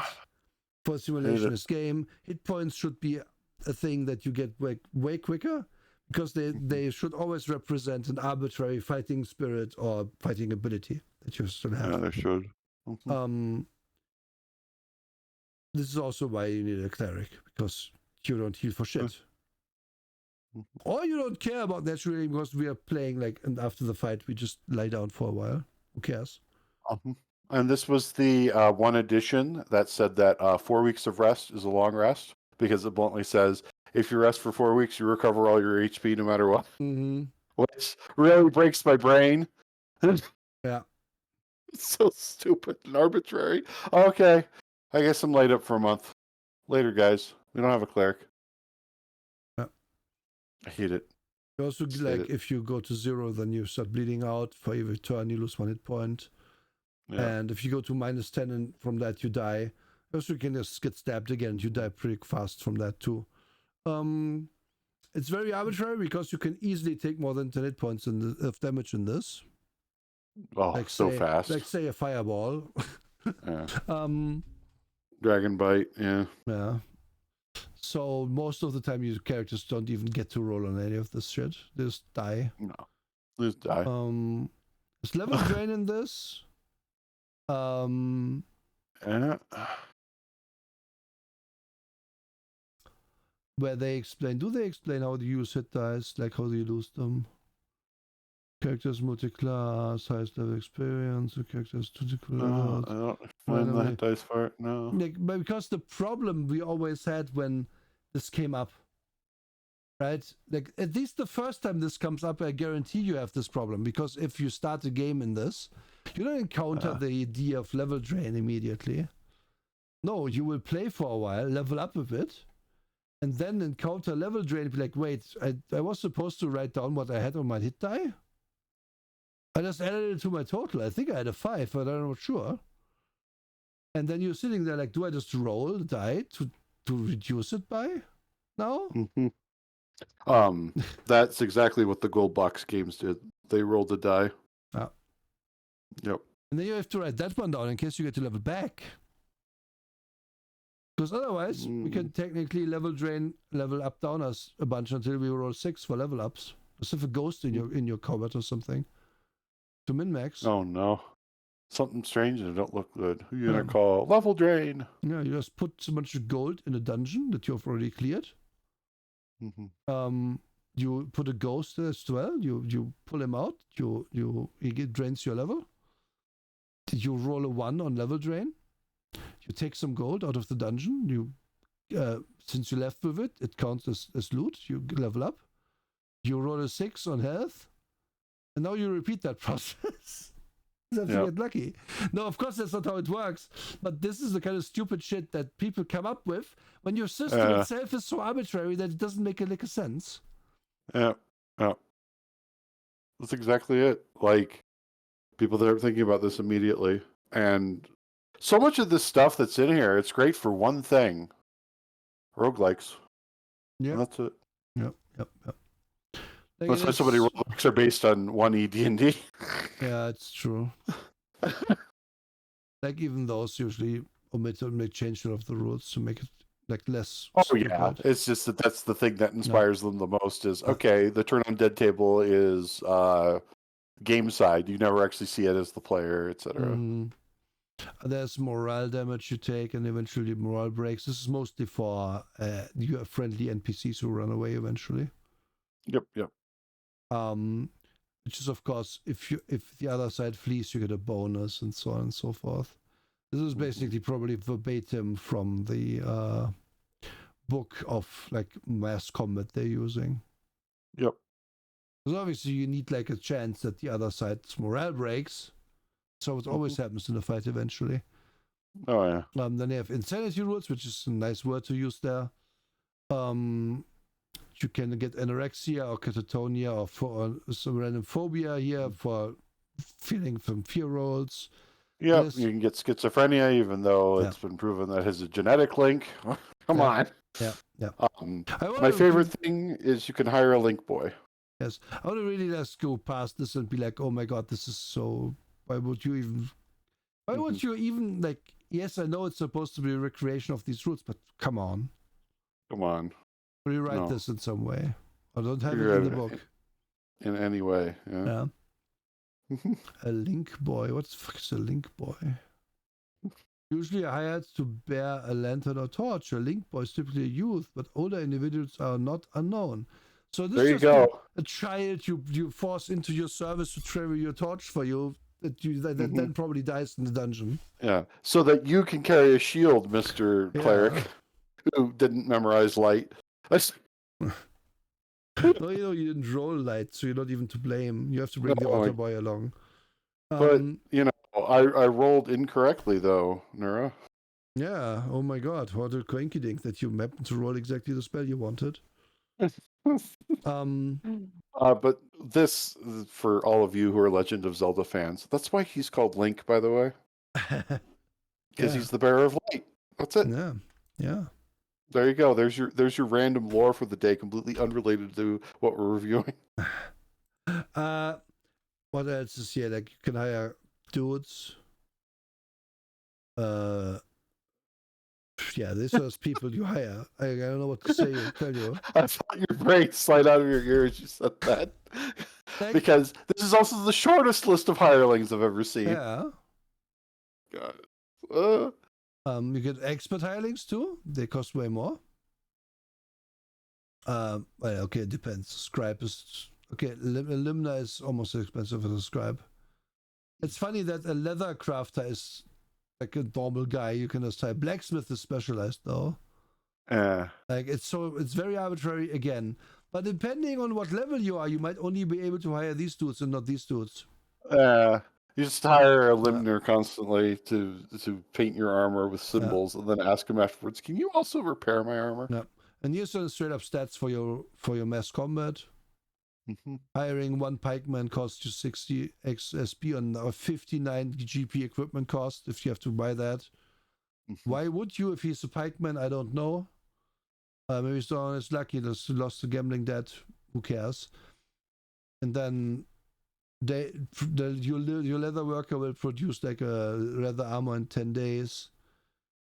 If his skill level is low, I'm not sure if there's anything in here that would require high skill level leather worker. No, there's not. Yeah, leather crafting is a low skill profession, confirmed. Because you only need low skill leatherer to do it. Okay, makes no sense, but who fucking cares? One arrowhead takes the day to produce. I call bullshit. That didn't take them that long. Want to punch this book in the face? Like they did always try to reuse these, of course, and get them from the battlefields, because they were like still valuable things, and they usually didn't break very much. But no, you can make more than one arrowhead a day. It's insane. Way more. Yeah. Like everybody knows that I like watching medieval recreation videos and so on, and that was one of the central things that Todd of Todd's Workshop looked at was a guy who still makes arrowheads the old ways. And he's just like, about how many can you turn out in a day? Oh, on a really good day I can do 50. Yeah. Like, come on. Like it is funny that this man can make one arrowhead, but he can make 5 arrowheads in the time he makes a flail.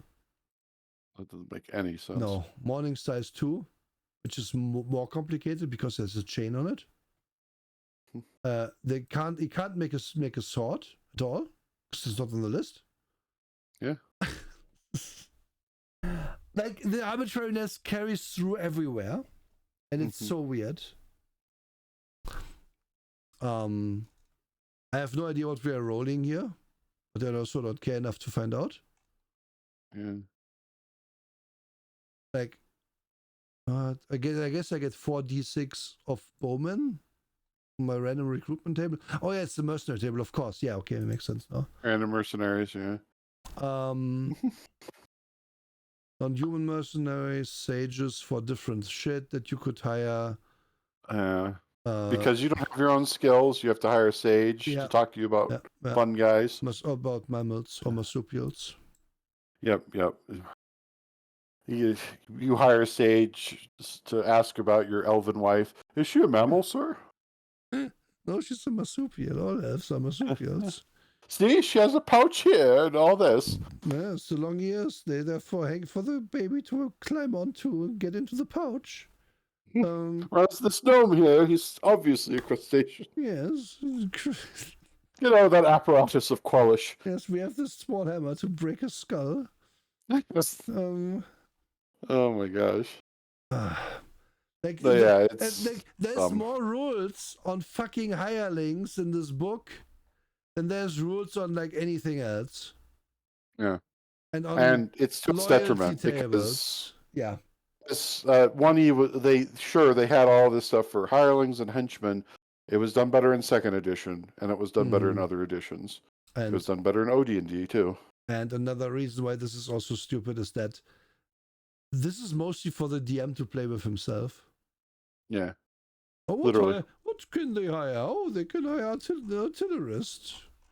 And they can also hire a sage for crustaceans in this town. If they want to. Why would they want to? I don't know, but I rolled it. Write it down in my notes. Whereas, stupidly enough, the Game of Thrones tabletop game does this better, which is really, really stupid for me to be saying out loud. Gosh. Yes. And then they have some movement rules, blah, blah, blah. Like I am... Oh, look, a dungeon. Graph paper. Generic dungeon just for you. Actually, it looks kind of good.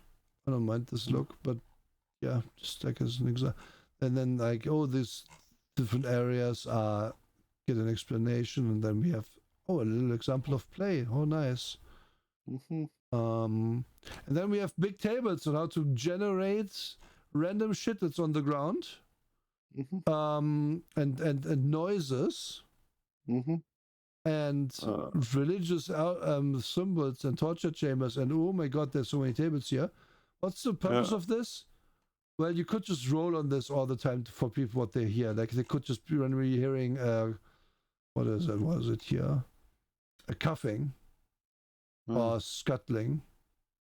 And then that probably never means anything because you just heard that randomly because the DM is going to roll randomly what you find too. So you hear tapping sound. Oh, I can be followed. Yes.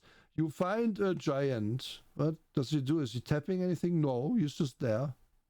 Okay. Oh Cool. no, I heard music coming from the 44 from the grindstone. Cool. We're using this. Yeah.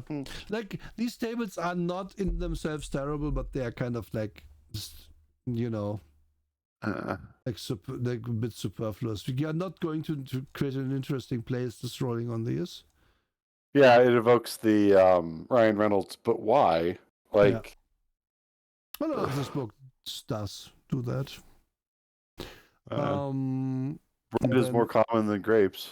Beer is more common than pickles. Yeah, random trap generation table. Yay, sleep gas. Hey, sleep gas. Neck high wire. How is, you know, for a random trap generation? If everyone is different height. Oh no, not different height. We have a table for height rolls. If I'm 2 inches taller, my neck is different, in a different place. Why is it neck height? Is it a magic wire? Oh no, is this another allusion to the fact that the halfling thief is like the most OP thing? Yeah. Probably. I guess it would be neck height for the first person that walks like through it. So there would always be neck height for halflings. No. It's just everybody else just loses their legs. Oh, you know, it's one of those egg slicers that slices the eggs into like like that scene from the original Resident Evil. Yeah, exactly. Yeah.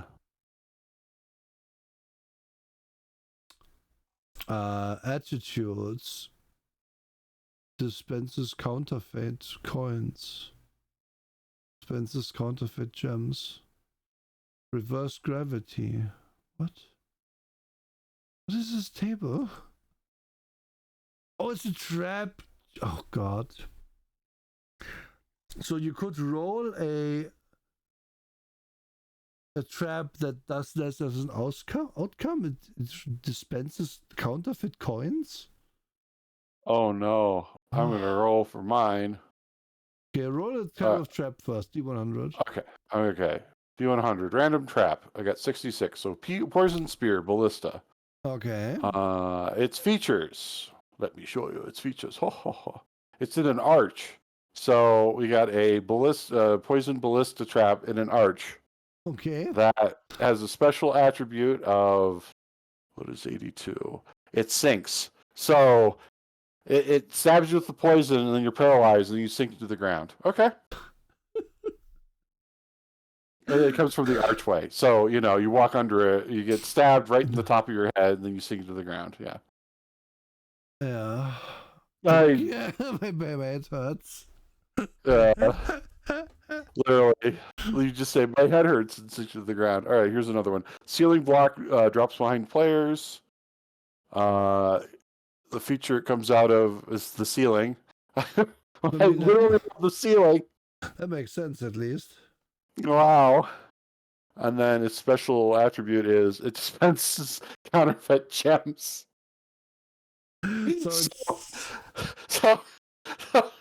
So you have a slot machine descend from the ceiling behind you and spit up counterfeit gems at you. Yeah, okay. Like I find this is funny now. Okay, cool. See, like this is how I do it. Like I just let it get funny, and then it works. And then you can randomly design your dungeon. This thing. Fear gas in a tapestry.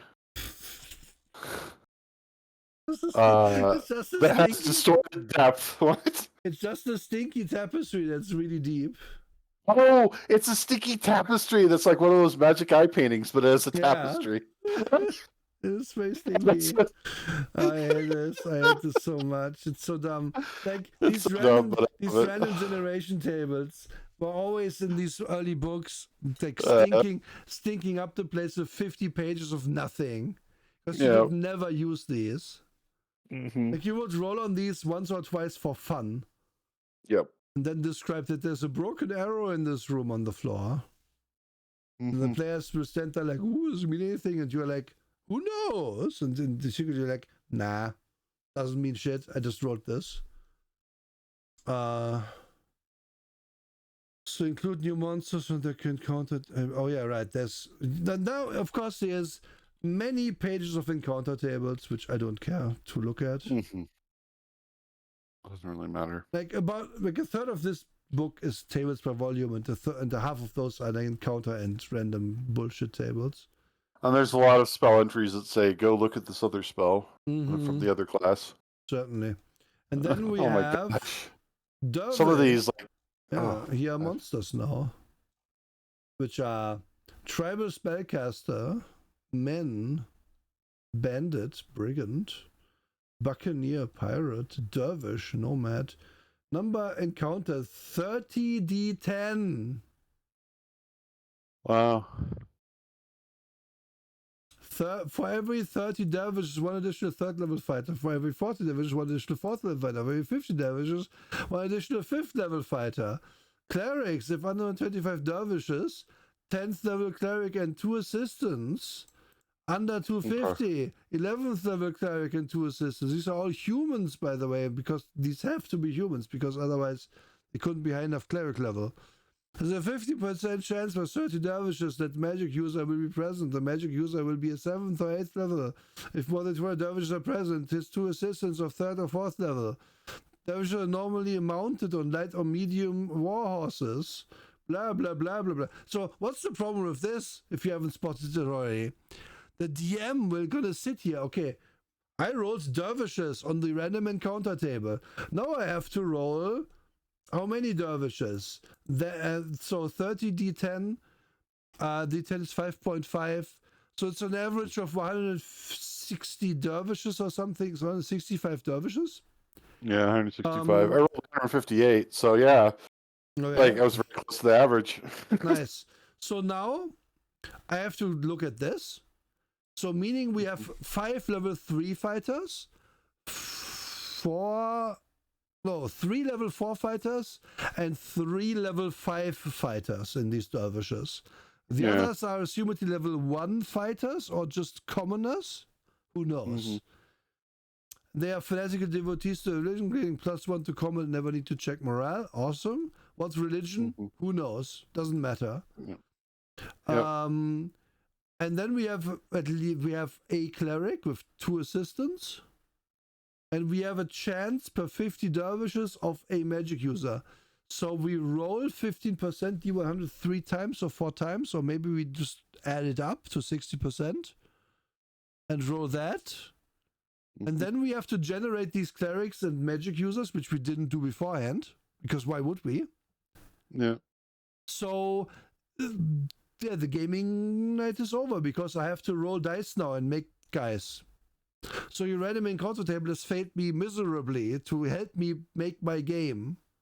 So you are meant to roll random encounters before the game, apparently. But then why don't I just plan my game? If I want the dervishes to be there, I can just do that. Yep. And also, the table is definitely more than a little racist. Oh, yeah. Guy from Middle East must be a dervish. Mm-hmm. Guy from Middle East must be a nomad, because it's basically used interchangeably here. Yep. And they get 8th level fighters and 6th level fighters. They're better fighters than nomads. But they don't get clerics or wizards. Oh no, they do get a cleric, but no wizard. Sorry. What? They have a chance of getting a magic user both too. have a chance. It's not automatic, because these guys are religious fanatics, so they always have a cleric. Yeah, the dervishes are religious fanatics, and then the nomads are just the guys who wander around. Yeah. Which, again, I'm face palming because Jesus. Yeah. And the treasure is each individual carries 3d12 copper, 2d6 electrum. In the lair, they have 1d3 times 1,000 copper with 20% chance. Like, look at this shit. Like, I will also just raise a little point here. When you say the word nomad and then you say layer treasure, don't you think that you're not thinking at all? Yeah. Not even a little. No, they all live in Petra, Drake. That's where they all live. That's where they go to put their copper pieces. They have all their copper pieces in Kabira Kush.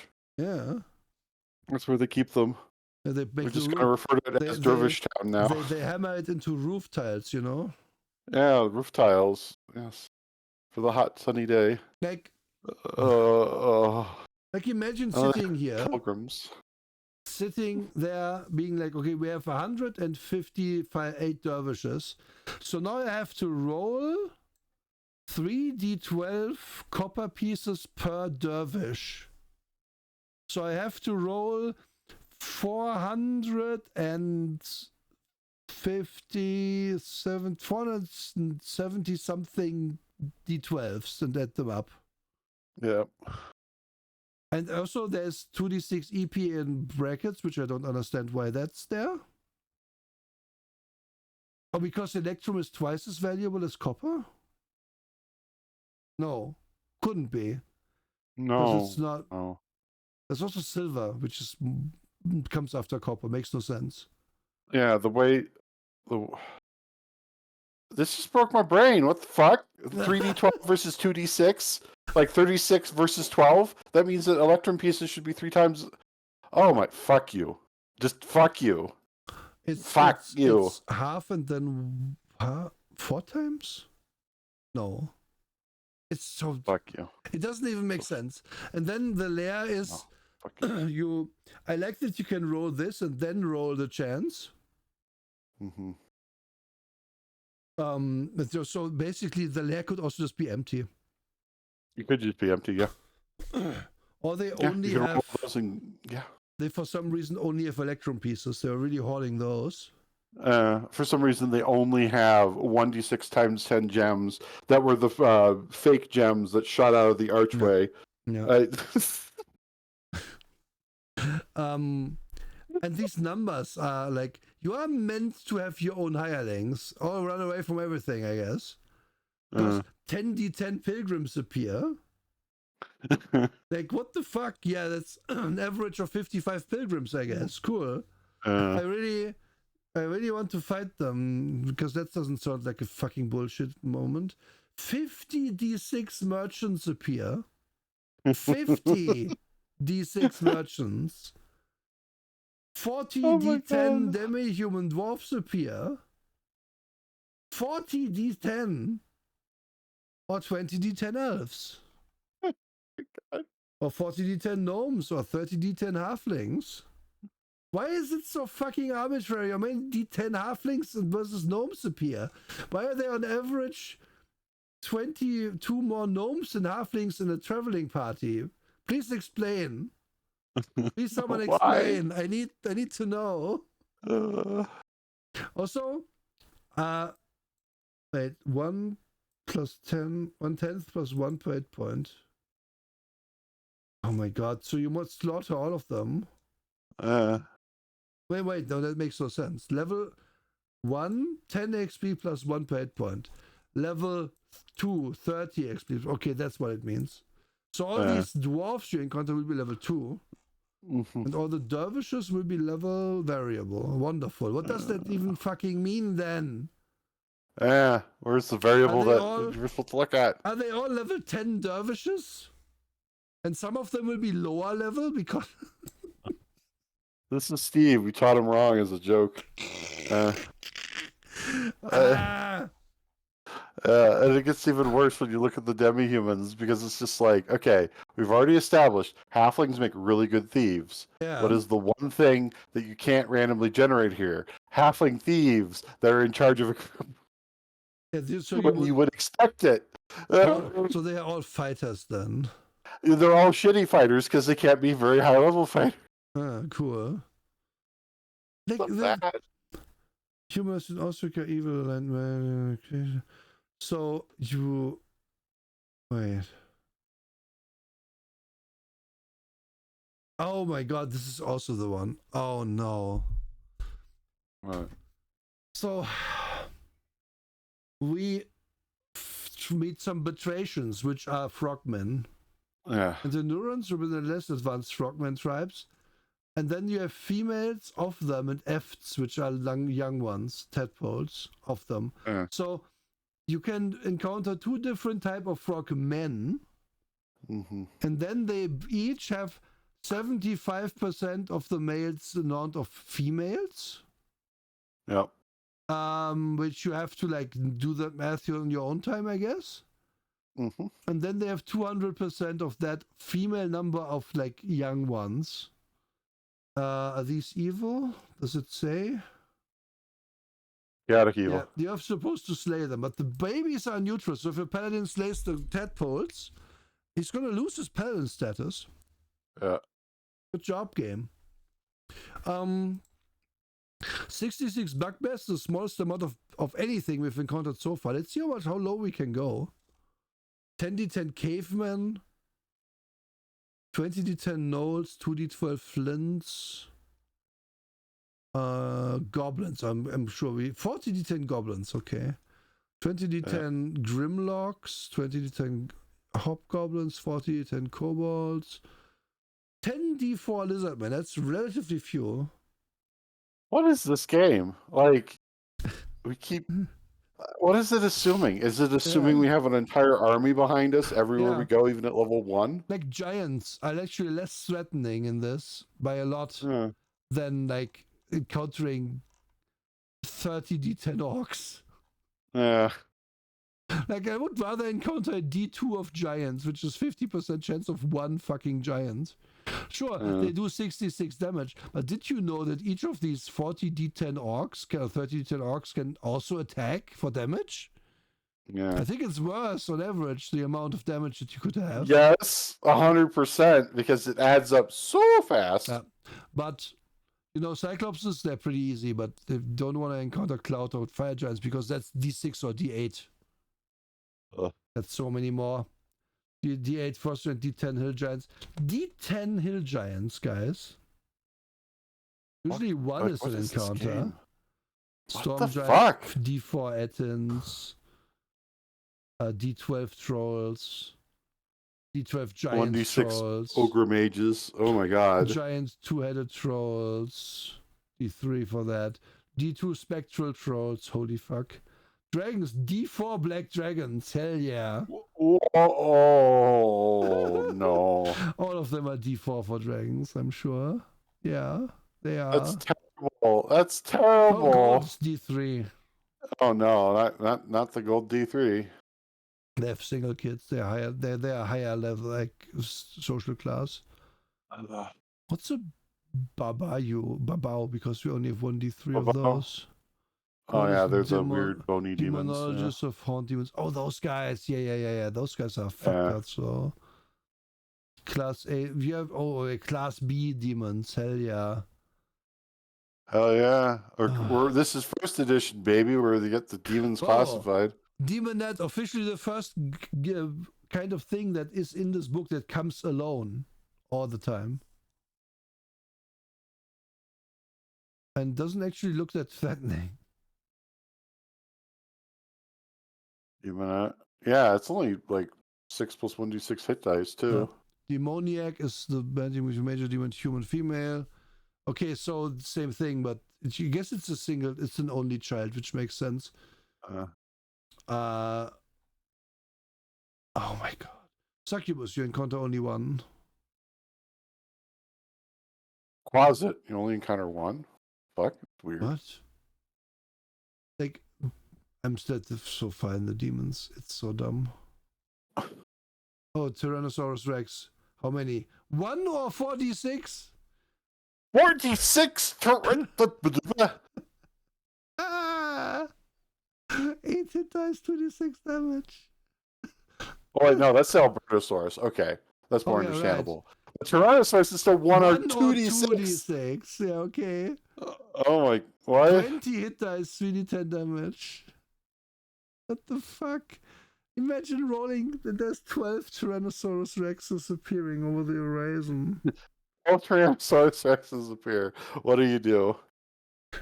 Wait, what? In the description, They refer to Sir Arthur Conan Doyle's The Lost World. Oh my god, what is this book? What is this book? You don't have to make a reference. Oh my. They have so many dinosaurs in here, what? Yeah, why not? Okay, I already know what my good thing is. Dinosaurs in this book? They have a lot of dinosaurs in this book. Yeah, they do. That's my good thing. Like, I'm good with that. Honestly, if I want to die to anything in this book, it would be the dinosaurs or maybe the succubus, you know. Lycanthropes. You encounter 3d6 werewolves. It's also very problematic. Oh my god. I fucking can't. I like how the wereboar just looks like a country boy, but with a boar head. 46 centaurs. Like, man, it's not really a good time in this world, is it? There's roving, like, throngs of everything. And you're just there, like, unable to hire hirelings until you have a few levels under your belt, trying to run, or constantly running away from all these T-Rexes. I don't, like, you're really earning your fucking high level in this. I tell you that for free. Oh wow, this is even more of a meat grinder than actual dungeon classics. You really want to be in the dungeon because at least there you don't roll encounters. Oh my god, this is dovetailing very well into both of us playing hardcore WoW lately. Jeez. One Banshee is probably the easiest fight we've seen so far. Yeah, and that thing can still like shout and kill you. Oh, it's only cost fear. Never mind. Then it's easier. The coffer corpse even easier. Okay, that's even easier. It's even easier. They got 2 hit dice. Yeah, the coffer corpse. Yeah. Okay, we found it. We can't. The one thing we can fight is a party at level 1. So far, it's the coffer corpse. Possibly a banshee. Banshee doesn't seem impossible. D6 gas is already a problem because they know those guys paralyze you. Oh no. Mummies are 2d4? What the fuck? Liches. Okay, 1. 2d4 mummies. And they have their spells, right? They do?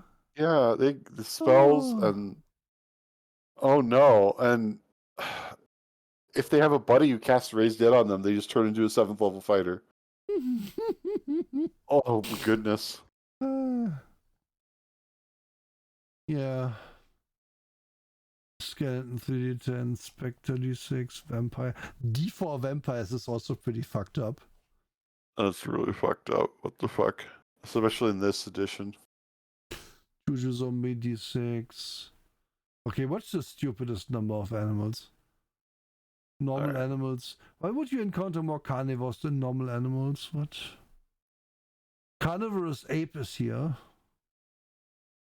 That's pretty gnarly. Oh, we found the axe beak. 10 d4 baboons? Oh no, you're dead. Holy shit. You're dead. Holy fucking shit, they're gonna eat you so fast. So bats, 1d100 times 10. You won't fight those. They're just gonna fly away. Mm-hmm. I mean, you get 1 XP per bat though. 1d6 polar bears? What also, the fuck? You could just write 1d1000 guy. You could just do that. Ugh. How many polar bears did you say? 1d6. Oh my god. Oh my god. Can't. Black bears only d3. Oh my god. Let's see your camel, d12. Okay, d12 boss is actually realistic. Pretty real. Even 2d4 giant boar is pretty real. Yeah, our game isn't lethal enough. Imagine if that's like... I want a game that just recreates this encounter table. Oh, you go out of the town? Well, you encounter 78 goblins. Turn 1. Oh, looks like 53 goblins rolled a higher initiative than you. They all stab you. You die. You flash that on your Roll20 screen repeatedly. Would you like to make a new character? Oh my god. Oh my god. This is more OSR than any other OSR we've looked at. Like, yeah, this is like all of it. Okay. All of the jank is in here. I will explain this very briefly. So Dungeon Crawl Classics has what they refer to as the funnel, where you roll a whole bunch of characters and you send them through the first level of a dungeon. And whoever survives that, that's going to be the character you play for the rest of the campaign. Totally makes sense because they're attempting to be OSR, but also be funny about it. So they're like, hee, this would be a really funny way to weed out the characters that like have a constitution of 4. This game, though, nah, we're just going to send 78 goblins at you. Yeah. Fuck everything. Oh, 3d6 Walrus is also pretty gnarly. 3d10 Wolves is realistic, though also gnarly.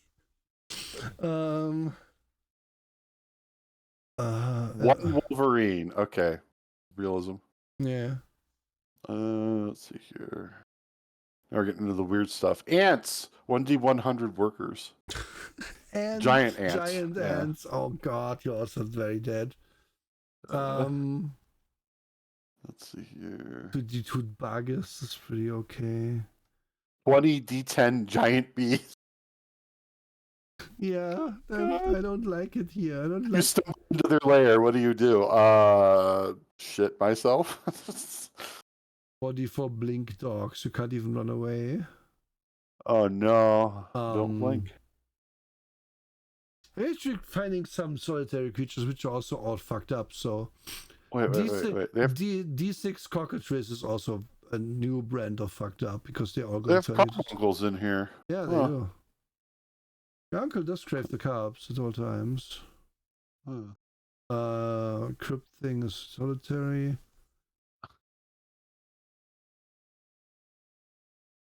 Oh, is this a cloaker? Darkstalker, you have Darkstalker. Outcast. Disenchanter, number appearing D2. Doppelganger 3D4, Dragon Turtle 1. Dracolisk 2. Holy fuck. I hadn't looked at just the number appearing section, like it's so fucked up. Yeah, like that's the thing. As we break these things down, these things just jump out at us. Oh my god. So this is terrifying, but like they don't have many hit dice. 4d4 giant leeches. Yeah, that's gonna suck you. Give you a big suck, and there's gonna be the noise of slurping, and then you die. Oh my god, this book. 20 D10 Locatha. Oh my gosh. D3 Medusae. They can just all look at you. Oh no, that's terrible. Just like form a circle.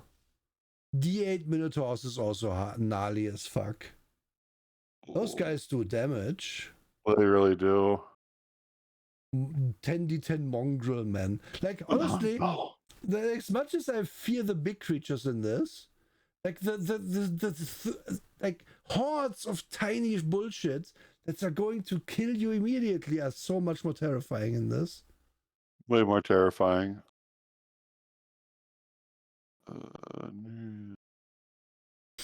Oh my god. Oh, 4d10 Nilbogs. Oh my gosh. Oh. D4 plus 1 owlbear. No, that's fine. That's okay. That's fine. That's comparatively fine. Oh no, 3d6 piercers. I've been in groups who've died to those. Imagine. Oh, you encounter rocks. How many? 2. Because 1 isn't a boss fight. Oh my god. D4 ropers. 5d4 rod grubs. 20 d4 Sohagen. No. That's also just warriors, because then there's 13 d4 females and 10 d4 hatchlings and 3d6 guards and 1 war chief and 1 d4 plus 1 priestesses and 1 baron, 1 prince and 1 king. All of that all at once. So fucked. It's only 1 skeleton warrior though. Fuck. So weird. 10d6 Tritons. Yeah. Seems realistic. Who are often mounted on hippocampi because it's like a 90% chance. Oh, they can ride giant seahorses too. Oh my goodness. Actually, they get pretty frightening very quickly. Holy shit. 1, 2. And they can blow a horn that summons sea lions. Oh my gosh. What the fuck? God, 26 Tritons. Yeah, that's up there. Oh God. Okay. I think we made our point very well. We made it so well, it's not even funny. And then we're just going to look at the treasure section in terms of pages. 309, 10, 11, 12, 13, 14, 15, 16. Like this always obviously includes magic items, so this is a long section. Mm-hmm.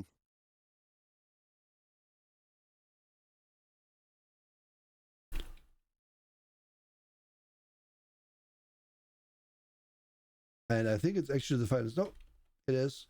So through 357, we have 48 pages? 48 pages, yeah. Of treasure.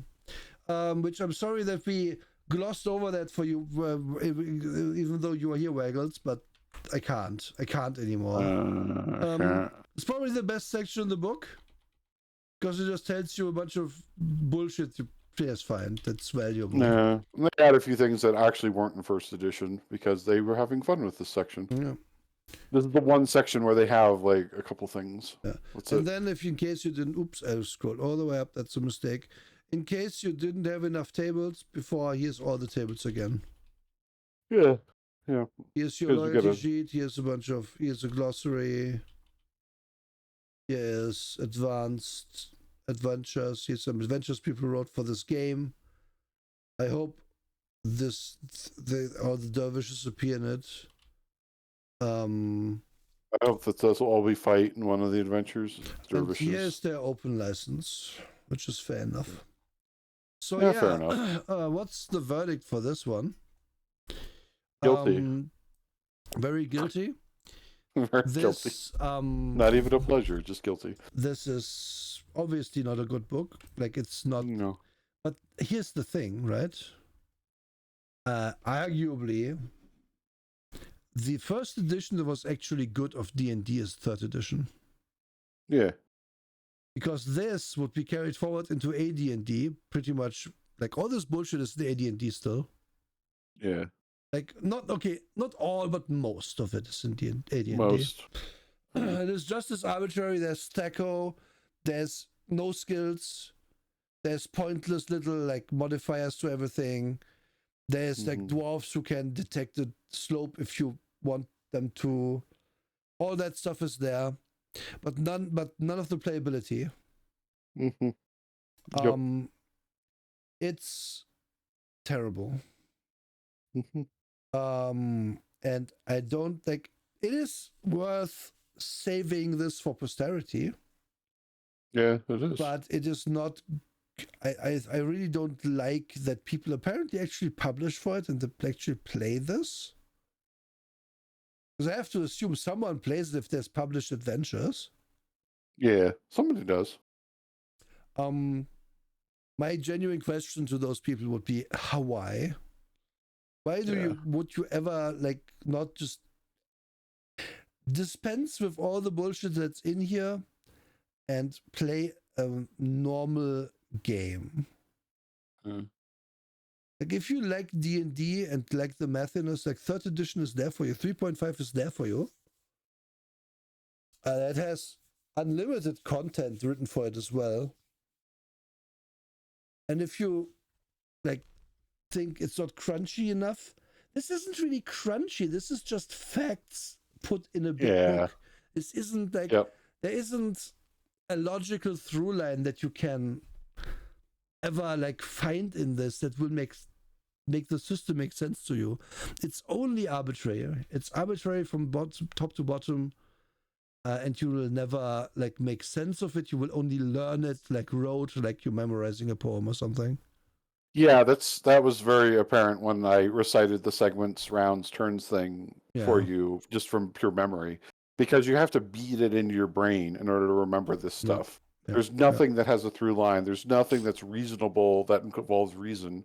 And that's part of the reason why Gygax was so focused on having the game be in this particular state, was because then he could be the one who knew all the thing and nobody could question him because this is how the thing is written. Yes. Versus, well, Why are we rolling d20s? Can't we roll something else? Like, that question doesn't come up at other tables. Yes, it's a block of solid granite. Well, that's exactly. It's not crunchy. You can't bite into it and enjoy the crunch. That is what the crunchiness implies. That you are Yep. to chew on something. This, you just have to learn it. So we have Just heard learn it. Trake's favorite thing. Can you repeat it though, real quick? I will repeat it. They have so many dinosaurs in here. I think this is the edition of D&D that has the most dinosaurs in the core book, which, good job. A secondary thing. They put all three things into one book. They didn't have a separate player's handbook, Dungeon Master's Guide, and Monster Manual. Yeah, I thought about saying that's my favorite thing, but I have another favorite thing. It is an improvement. My favorite thing about this book is that even in a slavish recreation of OD&D as Gary Gygax envisioned it, the authors of this book were like, nah, we're going to put in that dwarves and elves are like a race that you can have as a modifier for your guy that you actually play. Even they were like, no, that's too stupid. That is, why did you do that, Gary? Why did you make dwarf play a character class? Like, the thing is, I understand that if, like, the first time a player in 1970 whatever came to my table and it's like, hey, can I play just the dwarf from Lord of the Rings? And I'm sitting like, well, I don't have that written down. We're just gonna wing it, and we are gonna like make you mostly a fighter, but like different. You're gonna be able to roll on some dice to find like hidden things and so on, like if it's like stone related and stuff. But otherwise, it's gonna be a fighter. Blah blah blah. It's basically what the dwarf originally was. But I would never put that in my published book about my game, because it is obviously dumb. It is a hack that worked for that one player that one time. Oh, yeah. Because I'm hacking all this together anyway. And you can feel the hackiness of this. That was super present AD&D. And that was only beaten out of this when it was given to actual authors of systems in 3rd edition. Who then also didn't stick the landing, which is why 3.5 is considered the first balanced, in quotation marks, edition of D&D, which I still say it's not really balanced, but it's good enough for most part. It's good enough. Yeah. And as a point of order there, that was after Monty Cook was done writing for it. 3.5 was not written by Monty Cook. That was improved upon what he wrote in 3.0. Yeah. And 3.0 is also a huge improvement on this, to be clear. It is, yeah. This is just basically somebody winging it at the table and being very good at writing down the wings and then putting it all in a big compendium. Oh, yeah. And then somehow in convincing others to play this, which I'm amazed that people did. Like, they had TV back then. How does this beat TV? Like, it's so basic. Like, it's so basic and so arbitrary that I would be very annoyed to play it. And I think the reason it was kind of successful is that it's actually the separation of DM and player, so that the player never gets to see the bullshit. Because I remember when I first laid eyes into an AD&D book as a very young Nora, it was like, ooh, there are like saving throws for staffs and so on. It makes sense. There's saving throws for petrification. Oh shit, that can happen to me. There's saving throws for other. Okay, that's probably not going to come up that often. It did. Oh my god, there's so many things that can happen. I'm sure the DM must have a lot of stuff in the book about like how that all works. And then the DM sits there like sweating bullets, being like, I can't remember all this shit. I'll have to make it up. And then they actually make up probably nicer rules than what's in this book. Okay, enough of that. It's already me shitting on this again after saying my favorite thing. What's your least favorite thing, Drake? My least favorite thing. And I know there's many, but pick one. There's many, but I have to pick a least. Yeah. There's no bards. Fair. They didn't put bards in. This is why 1E was so terrible, and then they added bards, but it was a thing where you have to take levels in this and that and the other thing. I won't even go through it to become a bard. And then in second edition, they're like, nah, it's just something you pick. It's another kind of rogue class. Yeah. There's no bards. Oh, bards sucks. My least favorite thing is very player centric, but it is the fact that all those spells that say refer to spell other class has. It's so player unfriendly because now you're sitting there having to look at the druid section, even though you're not playing one, to find the spell and then realize that it's identical except for the list of things at the top. So they could have just put the spell twice, no problem at all. Because they didn't even save space normally with saying it works like XYZ. Mm-hmm. And yes, there's many egregious things in this book that are worse than that. But in sheer amount of wasted time at tables, I think refer to other spell of same name in a different class thing takes the cake in this edition for bullshit. Mm-hmm. It's just one of those constant reminders that what you are playing is not thought out. Yep. Because if it was, then someone would have asked the question, why does the water breathing spell for a wizard last 100th of the length of a druid's one? Also, can I still breathe air while this is on me? Or is it exclusive? Question mark. Oh, it doesn't explain it. It's DM fiat for all of these things because we are back in. This is just it's so bad, man. I hate so this. Bad. If the stated goal of this again was just a preservation thing, you could have done that not in a book format, I think. Yeah. It would still be the same license. The book format is sus to me because it implies that these people want you to play this. I'm not gonna say I'm not gonna hold it against anyone here for compiling more or less verbatim what was in this edition. This is not their fault. The fault lies with Gary for the most part. Yep. Who compiled this into a big pile. And why is this held in such high regard? I have no answer for you. The only thing I can even imagine as an answer is because childhood. Because people who are now in positions to venerate this have played this when they were in a formative age and remember and have nostalgia for it. Yep, there's that, and a lot of people get into the brain of we should go back to where things began because quote unquote it's in a purer state.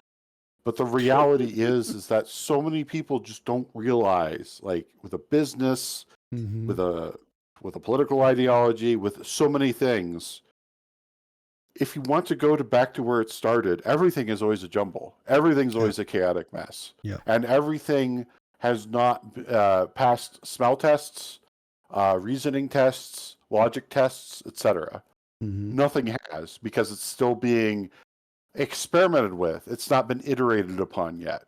And that's why, if you wanted to play something that was before 3rd edition, play 2nd edition, because it's been iterated upon. Or play the BECMI. Don't play 1st edition. It hasn't been iterated upon yet.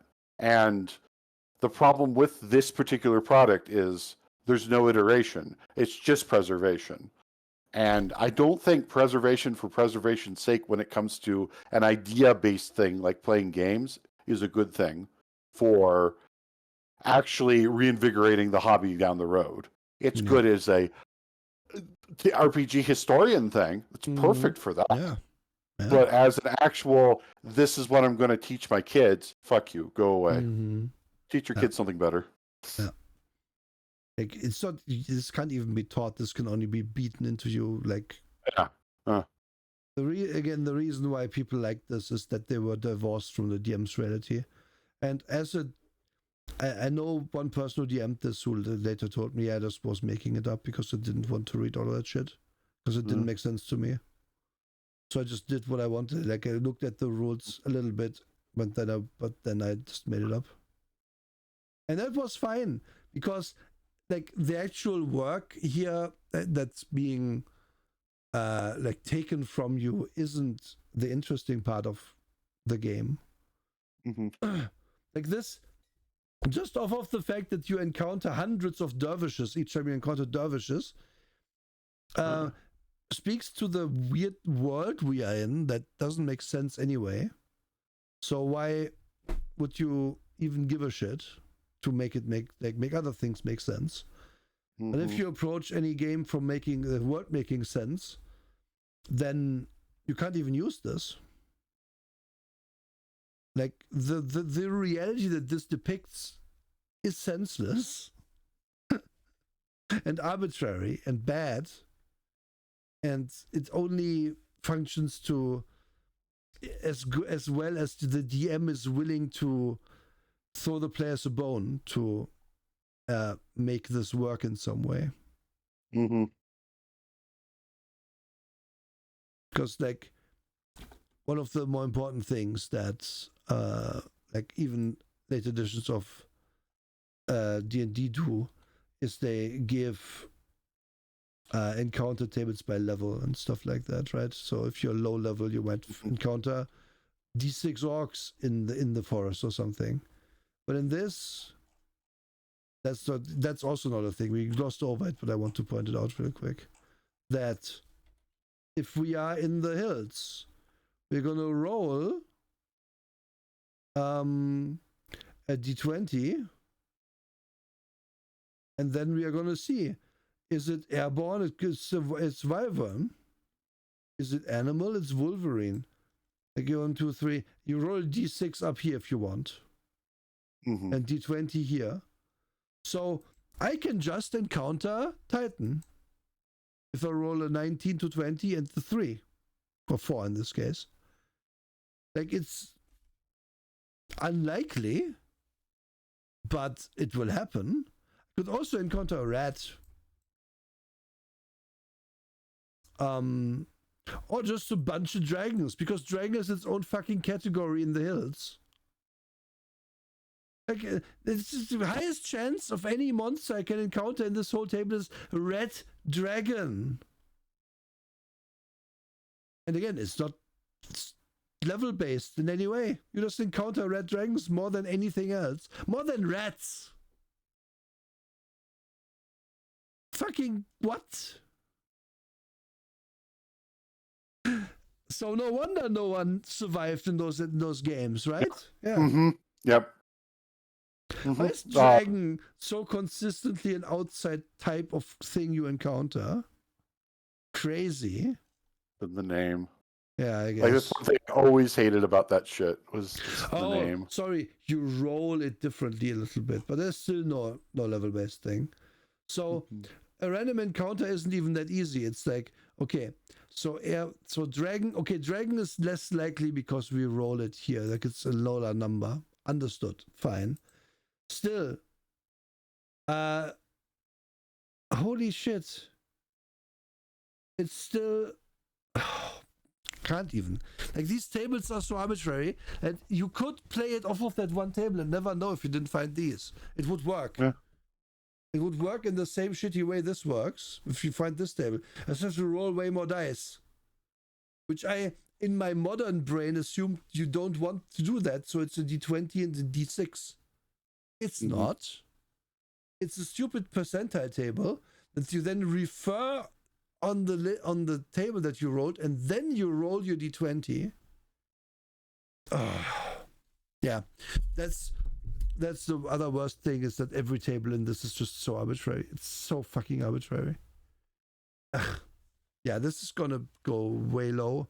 Like, we have to assume this is probably one of the worst games we've ever reviewed, because we have to assume, like, games like Continuum, no one plays that. No one's ever played Continuum. Like, maybe one person has played Continuum with themselves somewhere. That's about how far I'm willing to go. But so many people played this, and it's the worst. Like, by virtue of that alone, it must beat a bunch of games that we have on our worst list that no one knows about or cares for. Like, do I have that open? Can I just find that?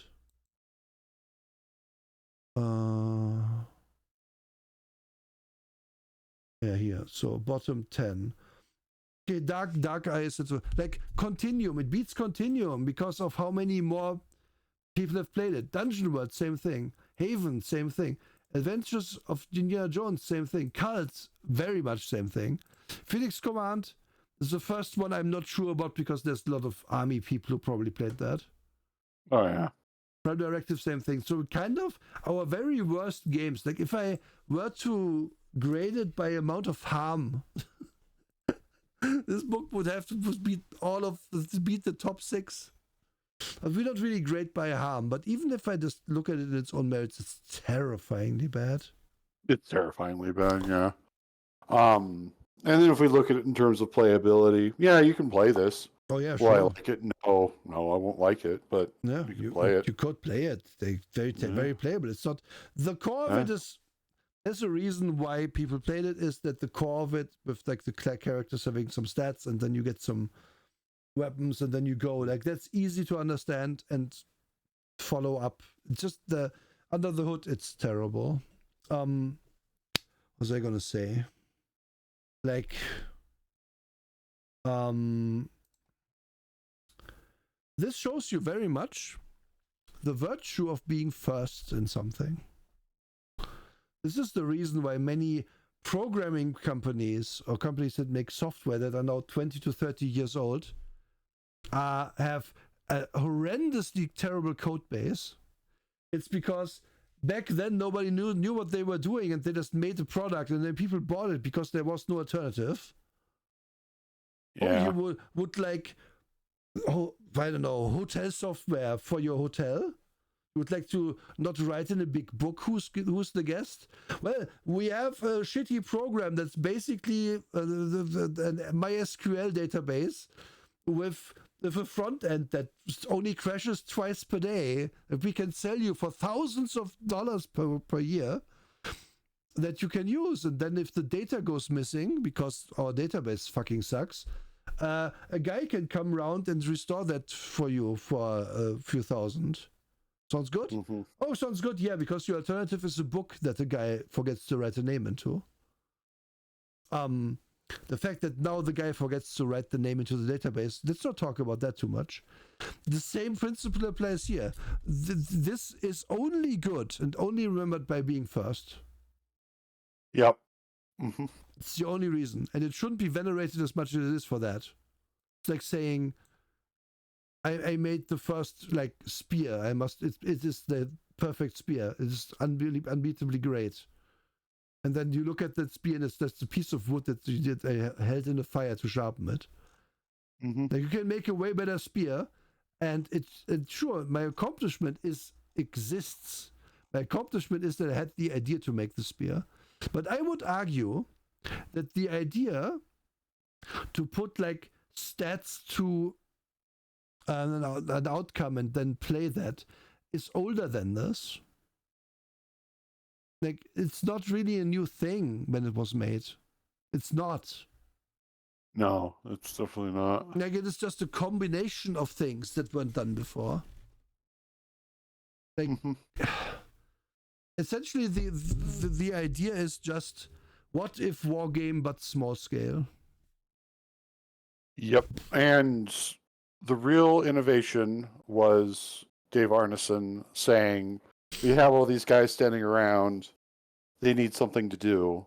Oh, they can play those little small-scale missions of undermining the fortress by going through the tunnels, etc. Yeah. Like, and that's the big thing I wanted to say as part of this, is that Gary Gygax, he's the Stan Lee of this, and he always will be. And no matter what we say about what he said that was sexist, etc., people are still going to regard him as Stan Lee because it's what he is. But Arneson over there in the corner, who was part of TSR for like a year and then couldn't do it, who really wanted royalties from these things because he contributed to this significantly, but ultimately Gygax said, "Fuck you." Arneson, he's Ditko. He's the one that insisted on the role play. He's the one that insisted on, but maybe there's dwarf clerics. He's the one that insisted on ideas like that. Yeah. And like with so many things, the ousted person from the startup is the one that actually had the good ideas. Yep. And the other guy is just a cutthroat guy who took those ideas and ran with it. Yep.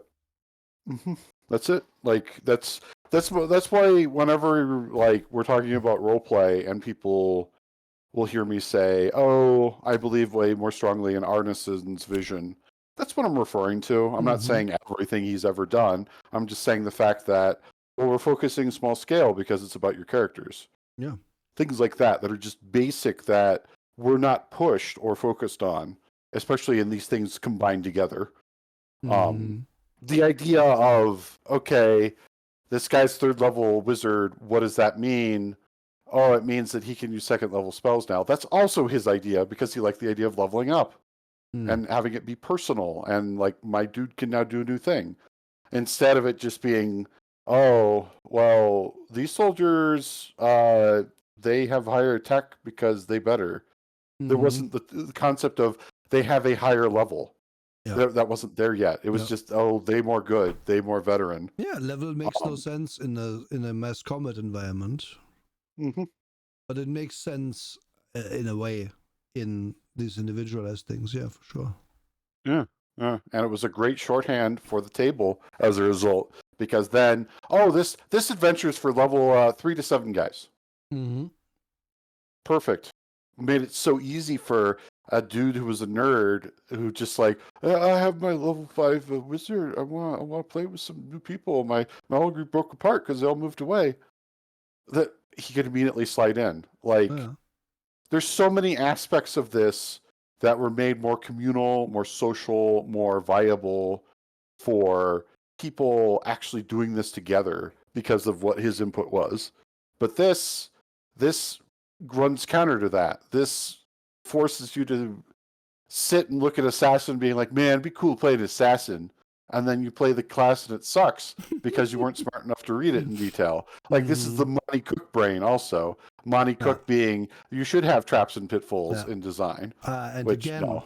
this is a very, very important, like, this table for Assassin, fucker, scrolled past it. Fight the combat table, right? It tells you actually that you suck at fighting. Yeah, that's wasn't in the book for players to see in 1E. Like, it wasn't in the DM book. You didn't know that you were shit at fighting. And it didn't make sense either that you would be because you're fucking assassin. But you not only are you shit at fighting, you're also shit at dodging anything. It's the worst class. It's the fuck. It's anyway. Okay, we can run in circles on this for 10 more hours because this is just woof. But I'm done with this. I'm happy we talked about it.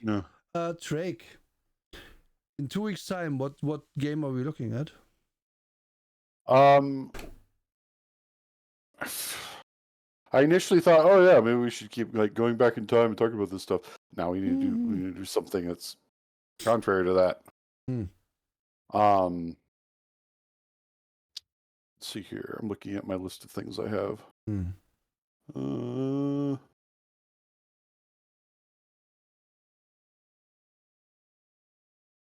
Wash your brain out. That's yeah, right. Alexa, we We're will. going to review Savage Worlds. I'll send that to you. Okay, wonderful. Yeah. Oh my god. Who are we rating? Let's see.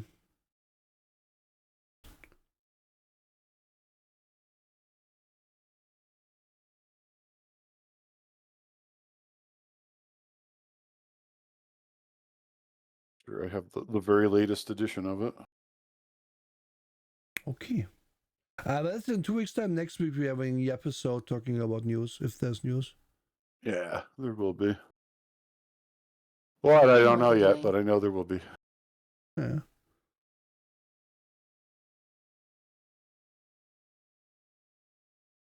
Yeah, it's gonna rate someone. I haven't read it before, I don't think. Huh? If I did it so long time ago. I mean, Pink Panic, ooh. Oh.